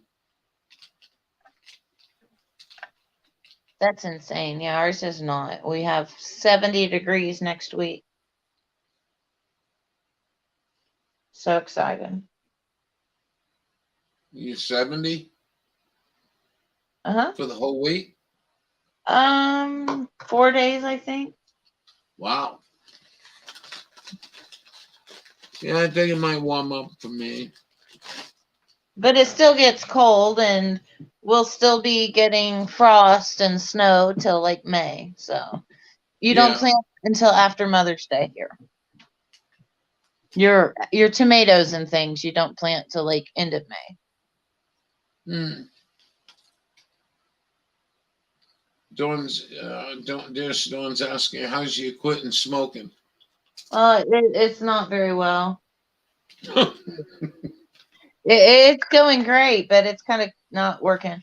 No, because I had to switch mental health providers, and that was just super stressful. And I talked to them about it, and they said they actually have like help for people to quit smoking. So I'm all game. Yeah, the patch and lozenges. The patch turned my stomach, and Yeah, the lozenges gave me such heartburn. I'm glad I didn't take more than one. yeah, and Chantix can increase your chances for depression and bad dreams. And I already have depression and night terrors, No, yeah, so I can't take Chantix. So right. it's better than just quitting. Looks like I'm going smoking till the end. Yeah.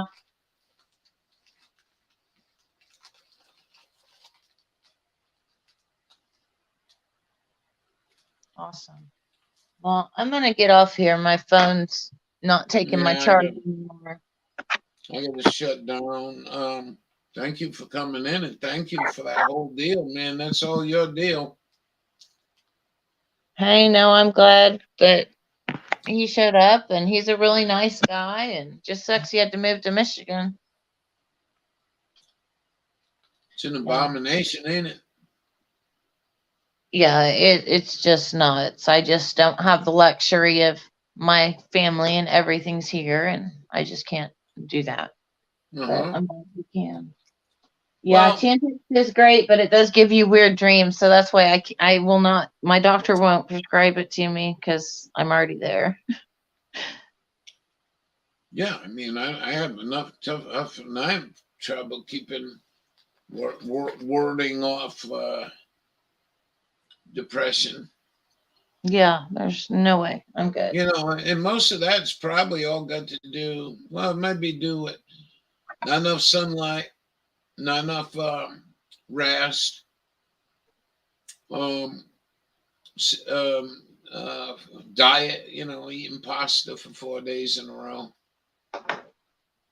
Mhm. Good night, dude. Yeah, yeah, he's tired too. So, Yeah, I'm actually pretty worn out just from the driving I did today. I don't know how the hell I'm going to make it to Utah. Ooh-wee. No way. Thank you, Dawn. Thank You're you, welcome. everybody. I want Yeah. to thank everybody. There's a lot of people that left already, but I want to thank you all. I hope you enjoyed that. I try to do the best I can. I'm a loser, a moron with a third grade education. So I did the best I could. That's all we can do. Well, you have a good night, and I will see you in the morning. You have a great evening. Sweet dreams to both you guys. Yep. I'll talk to you later. Bye, All guys. right, good night. I threw out some the other day. What do you throw out?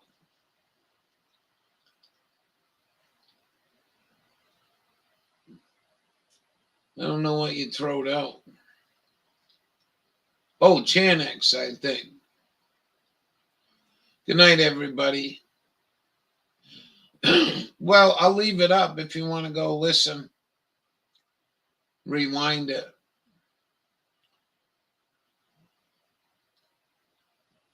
But yeah, Chanex. Very lucid dreams. What does lucid mean?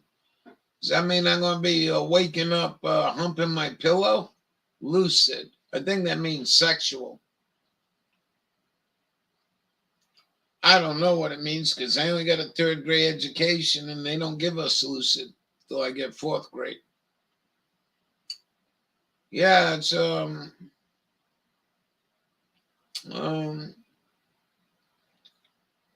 seems real. Oh, hump day was Wednesday. You guys are pretty cool. A lot of laughs tonight. I think Jill really cracked up some good stuff there, and as the rest of you did. Um, we'll see you in the morning, I guess. You know, I gotta down some. I want to thank Alt Girl. I don't know where she'd been, but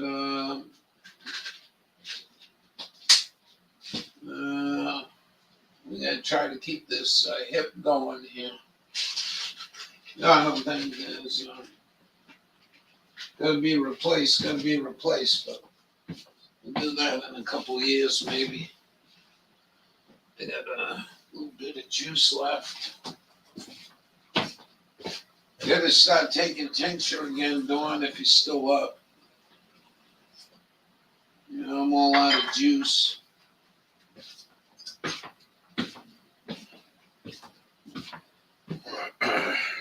You guys have a good night. Mexican dream herb. Lucid like you awake and it's real. Oh my goodness.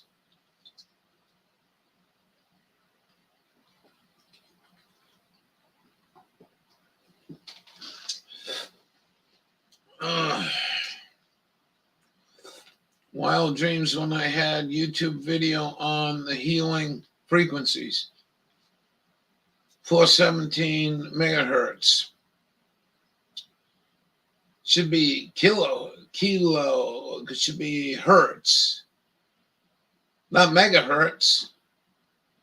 You don't want 417 megahertz. You want hertz, HZ. Pretty cool.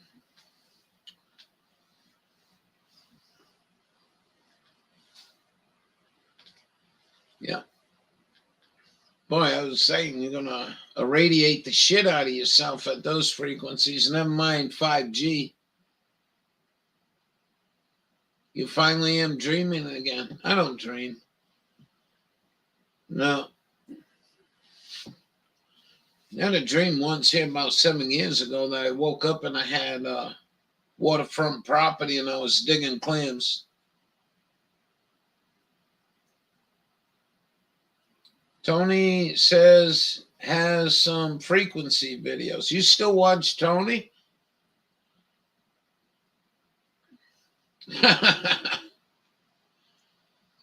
5 mushroom extract though.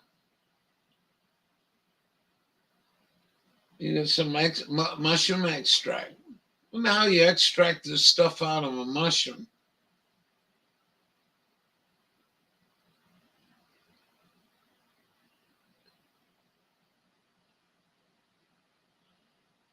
I failed on getting my Weldon mask covers. I failed.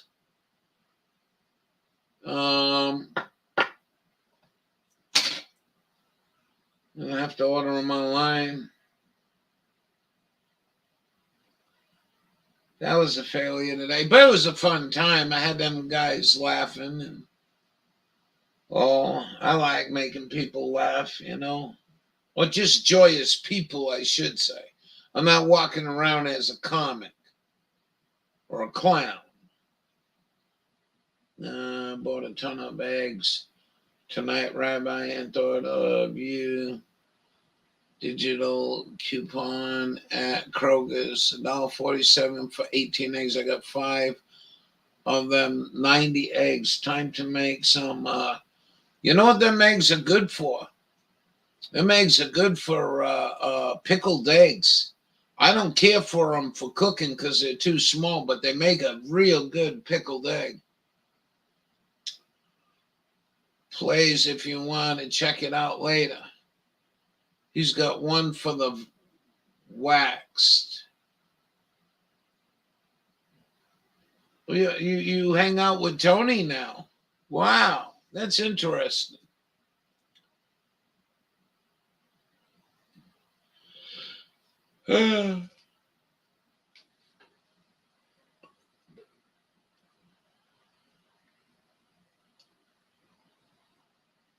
Reishi, shiitake.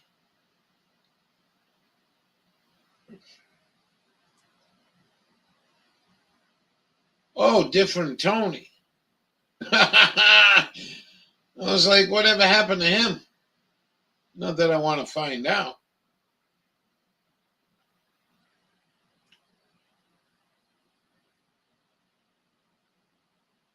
You guys all set to go to night-night? It was a fun night. I enjoyed it. You guys are always a blast. Never. He's gone. Well, that was quite a dark cloud over the YouTube community. I'll tell you that much. Yeah, I heard Penny Bunny and him are done. Maybe I should go schmooze Penny Bunny. What do you guys think? Hi, darling. Are you done running off with another man?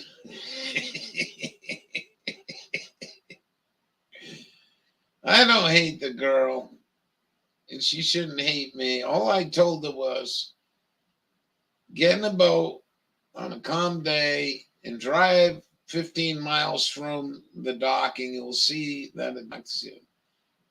It was a street show. His family stepped in and said, get off of YouTube or else. Wow.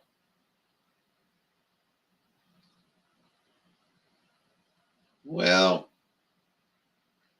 I mean, I don't conduct myself in the most pleasurable way, but I pop in every now and then. She always welcomes us. She knows we're good people. That's one thing you can't take away from anybody in here. He certainly could.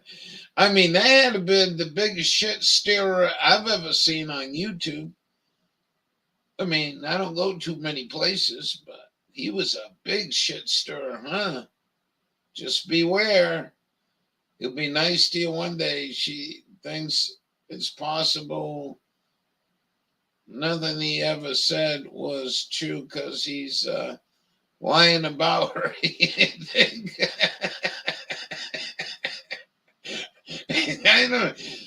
I don't understand that. But I mean, people turned away from this channel, and people will keep turning away from the channel. I thought it was really weird why we have about 3 or 4 new people in here tonight. What was it, 351 or some shit? But they weren't adding to the conversation.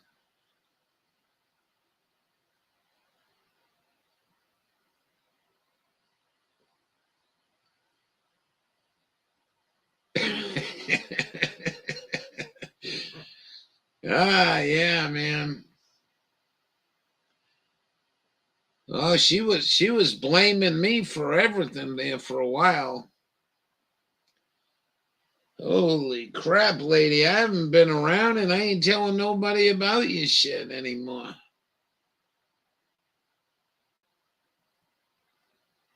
Oh, they're from Hawkeyes? Yeah.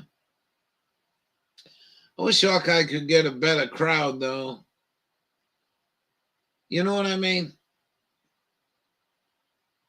I wish he could get a better crowd. He'll find it if he stays with it. You know what I mean? Oh, 351. Yeah, he's like, remember me, remember me. I says, yeah, I guess, a lot of people come and go. I just try to be polite. I guess they were all sad because they were gray.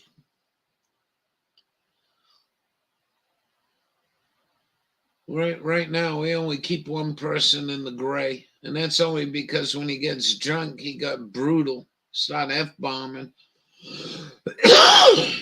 If I make him gray, you people can't throw him out. Bless their hearts.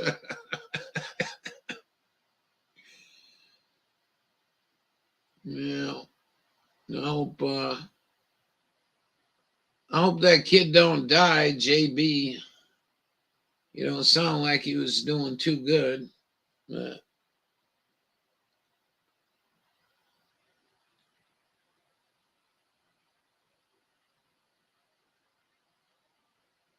we have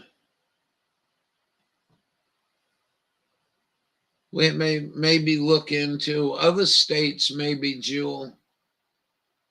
See if the Norml guy from Maine wants to come in and do. Sometimes people get old Tommy Tough Nuts. Yeah. Well, I tell you, the only person I really bloated up on in here, and I still back her work. I'm still sub to her. She can come in here, is Stephanie, and I just wish I couldn't provide what Stephanie wanted in this room. Quit drinking, he said. That's sad. Oh, yeah. The temporarily pot. Yeah, I heard about that. Yeah.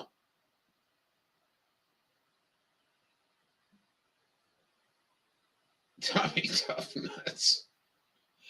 Boy, you guys are comicking right out tonight. Yeah, I mean, I don't know. He can get refund down there, I think, in Boston. Bless your hearts, meaning some good, some bad.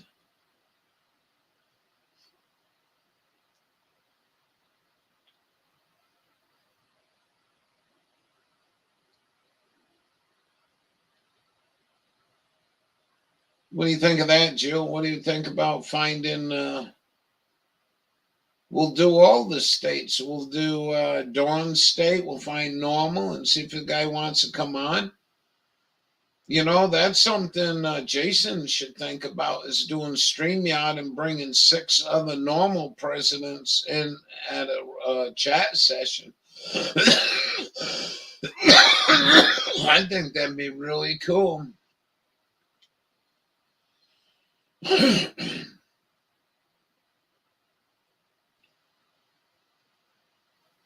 Yeah, I know. Alcohol is very addictive.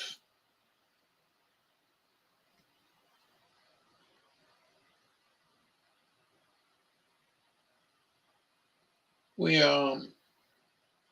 we don't hate anybody. I mean, the guy called me a fucking asshole in my old room, and I don't even. I'm really not mentioning it, nothing. But I never banned him from the room.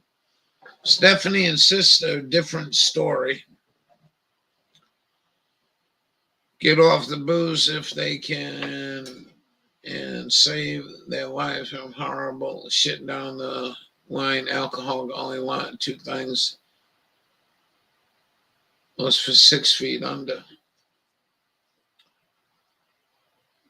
I really don't like it. I remember sitting here on a Friday night and drinking. I says, you got a problem here if you keep this shit up. You know this ain't gonna be good. Ain't gonna be good for you. I see you over there, puppy dog. He's waiting for his treats. Keep them joints going. I just took mine and I'm already getting more mobile. Yeah, well, that Advil Alt sent me up. I really appreciate that.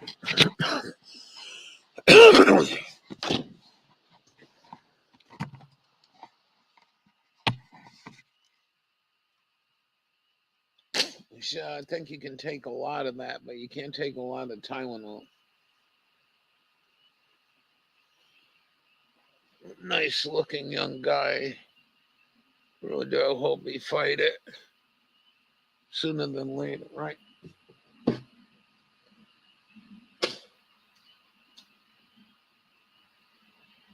You know, it's a clear night tonight out here. I'm thankful that it ain't raining constantly. We might be able to salvage some of next week and get some of this stuff done. As far as the garden, I may just sprinkle some pepper seeds and um, tomato seeds. And if they grow, they grow. Yeah. We got the moons. At the moon. Raya. There you go.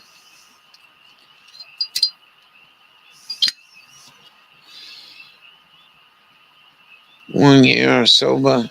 No more drinking. Only smoke. High five, Baba. And we'll be here next year. We'll be celebrating 2 years and yada, yada, yada, yada, yada. Just stay away from it no matter how bad things get. Yeah, that's a true statement, ain't it, Jill? Did it seem like it passed fast for you?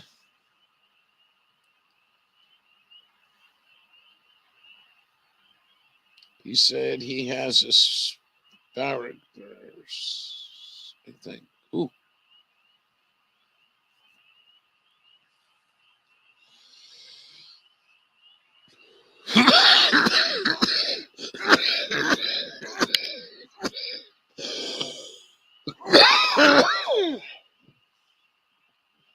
Asperger's.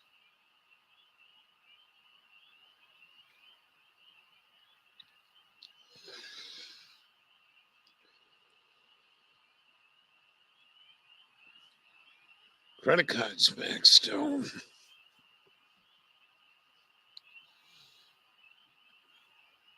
Good. Yeah. Yeah, not yet, Jewel. You might regret it.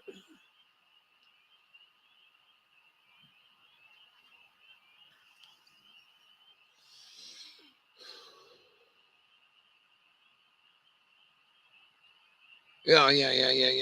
I know it is. Yep. I took a test some years ago.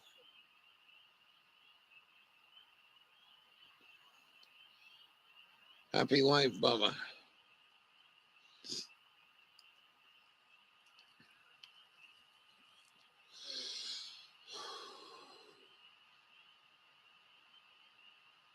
Wake up now instead of coming to fall asleep now. Passing out. I don't snore much either. Breathing overnight now. Yeah, all that stinking, smelly breath and all the shit, head spinnies go, all that crap gone.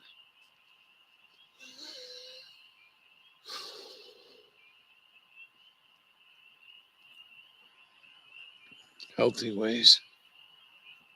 Well,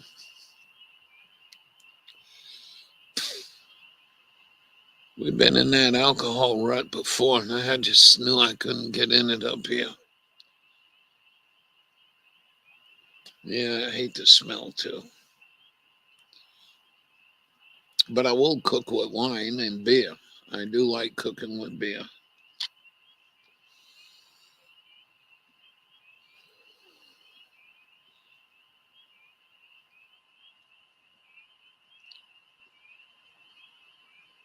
And fucking booze, man. I was in the army. We liked that black velvet. Oh, yeah. Well, how about going to bed at 2 o'clock in the morning because it's so hot in the barracks, and then 5:30 wake up and run PT by 6. Drunk off your ass, smoking cigarettes. But everything Jason said, that's what came in towards the end of my time in the army. It got real bad. They were Article 15 and everybody for anything.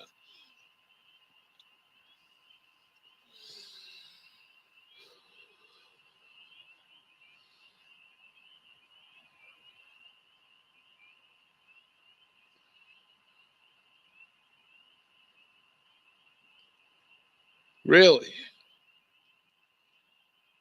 Just a report. Vitamin deficiency.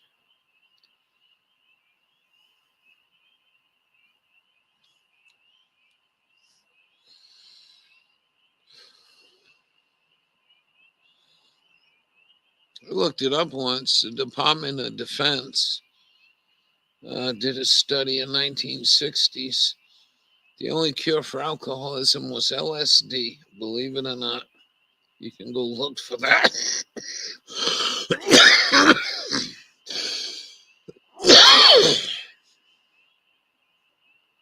Smell that often on my ex.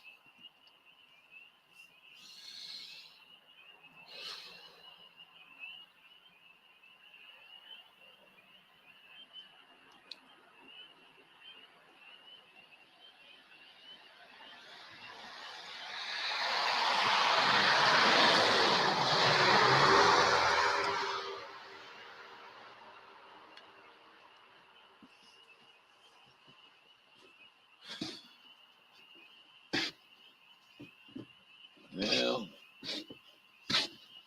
I'm kind of beat. Let's all hope Ralphie's late for his morning show. 9. That'd be nice.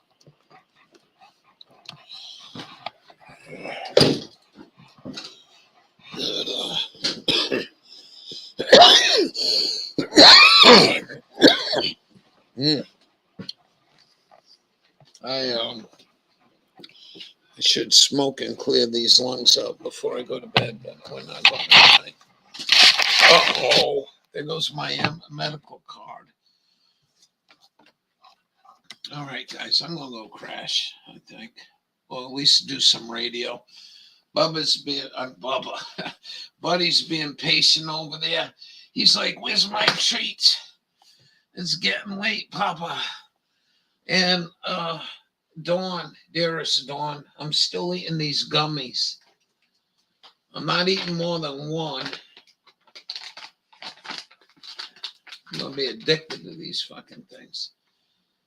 Boy, I ate 2 of these gummies. I don't even know who sent them to me. Could be the CIA trying to poison me. We never figured out who the hell sent these things. Anyways, yeah, I took 2 tree one night. Yeah. Root beer float, Bubba. Oh, yeah. Good night, Ralph. And thank you so much, Joe. I'm so glad to see you tonight. We really had some good laughs. I hope your grill goes fine. I hope you get your grill.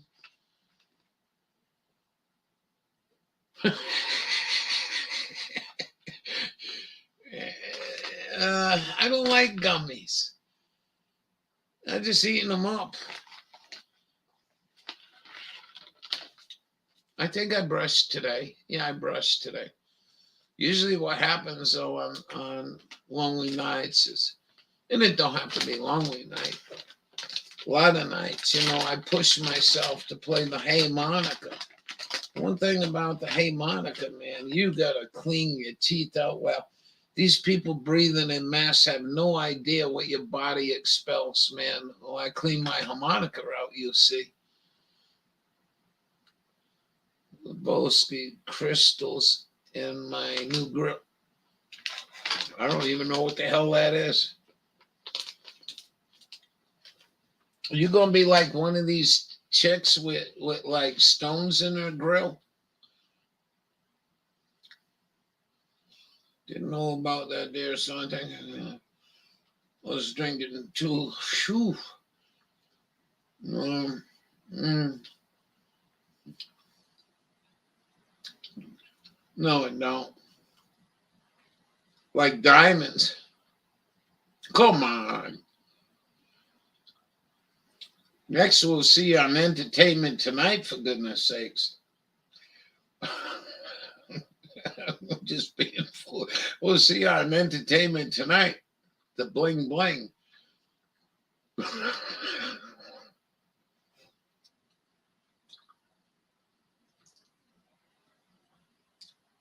Can we go now? I'm gonna leave this up. I gotta remember to change that guy's name. What's his Jason what? Oh, it's cut off on my live stream here.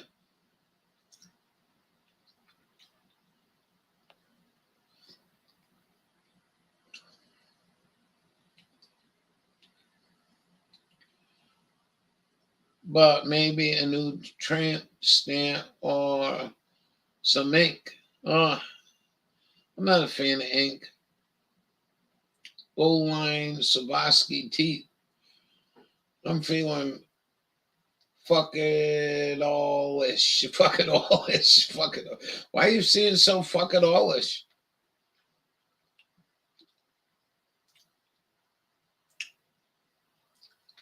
Straw. What the hell does that mean?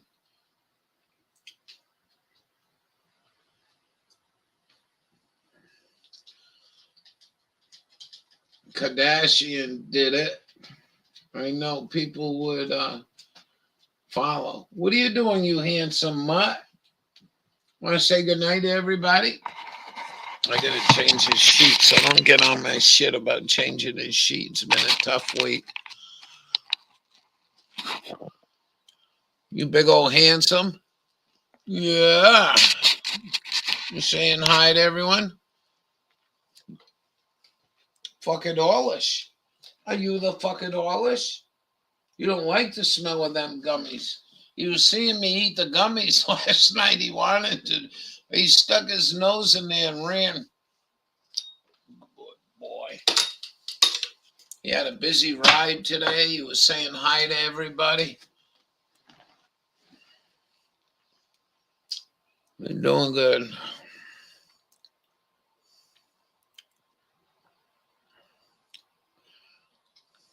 Yeah. He gets these things for his hips. And sends him up. I told him though, I said, save your money, girl. We'll get by.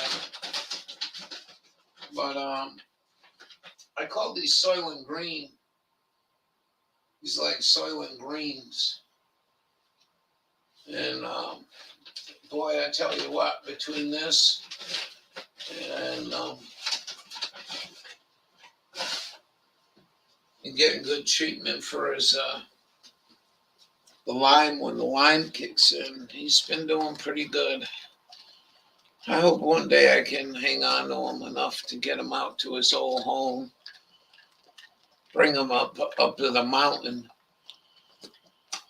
Up there, I might take him off the leash, but I might not. That'd be pretty sad. He came to me because he ran away, didn't know where it was at. Then we go all the way out there, and the same thing happens. I wouldn't want to see that.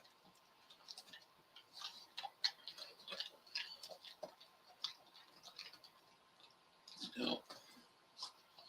Oh, I got to make tomorrow, if I'm feeling all right, we got to try to make 2 more necklaces for all. I can make a necklace and a bracelet.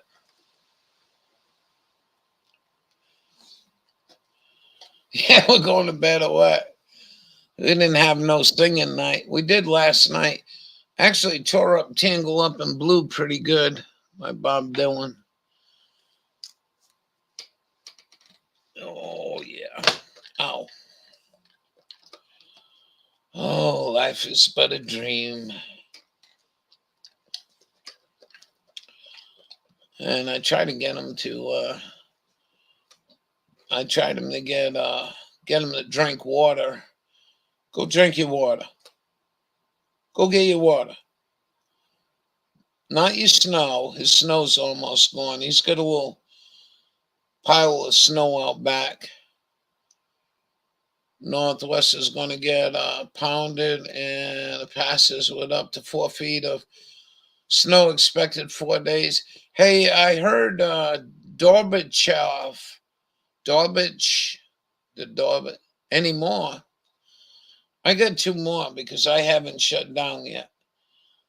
And if I give them all at once, I like just a little slow down so he can absorb as much as he can.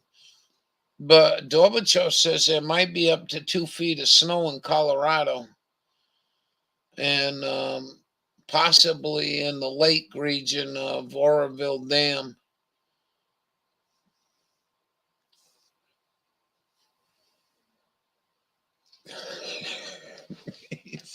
Come here, let me just pat you. Oh, you nice and soft. You all dried out. How's them ears? Yeah, he had his head out the window today, huh? We went for a big ride. You saying hi to everyone. They think he's a vicious dog. No, he's just saying hi. He's lonely like this guy is. He gonna hit Squamley Pass and Stephen Pass in Washington State above 4,000 feet. Boy, I hope they get some snow down in California, Arizona, New Mexico, Utah, and Nevada. Whew, they are so effing dry, man. Snowstorm in April. Ski locations stay open. My buddy says Ultimo is going to be closing. So I don't know if they're going to get any snow in Utah.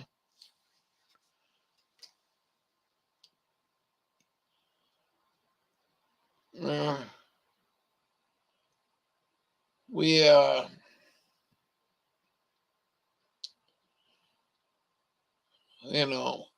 what I found really weird was J7409 showed the heat in the country. And so to the east and the west is going to be real colder. I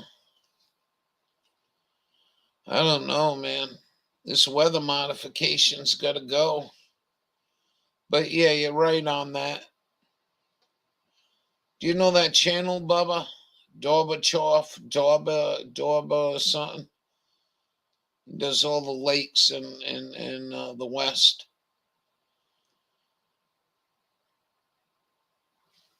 Ugh.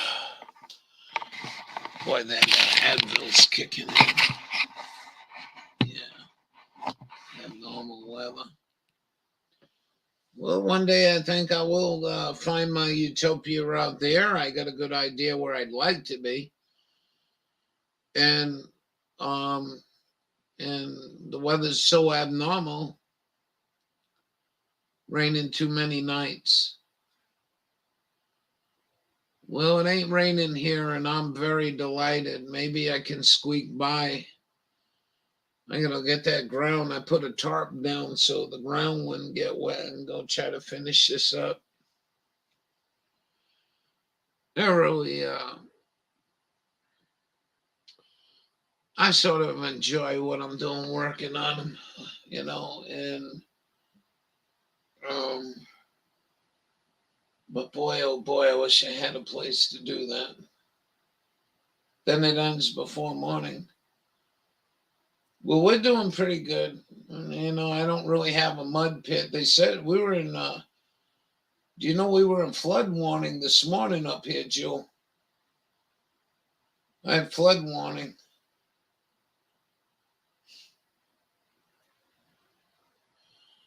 This has been a delight. I really enjoyed this. I had too many nights I go sign off of YouTube and I'm really exhausted. But it was such a great night, and the laughs were great, and the education was great. Maybe we'll try a little bit harder and try to round up some more people, interesting people to interview. And Jewel, whatever you're doing, I hope you stop in once in a while in the morning and just let us know where you are, how things are going. And if you can't, you can't. But I'm going to say goodnight to everybody. I thank you again. It was really a great evening. And we'll see you in the morning. Yeah. Well, there's times it can be, you know. I mean, you catch me in the morning after not sleeping well, and Ralph's a grumpy old bitch, you know. Have a good night, everybody. Be good to one another, and thank you so very much. We'll see you. All right, so we're going to end this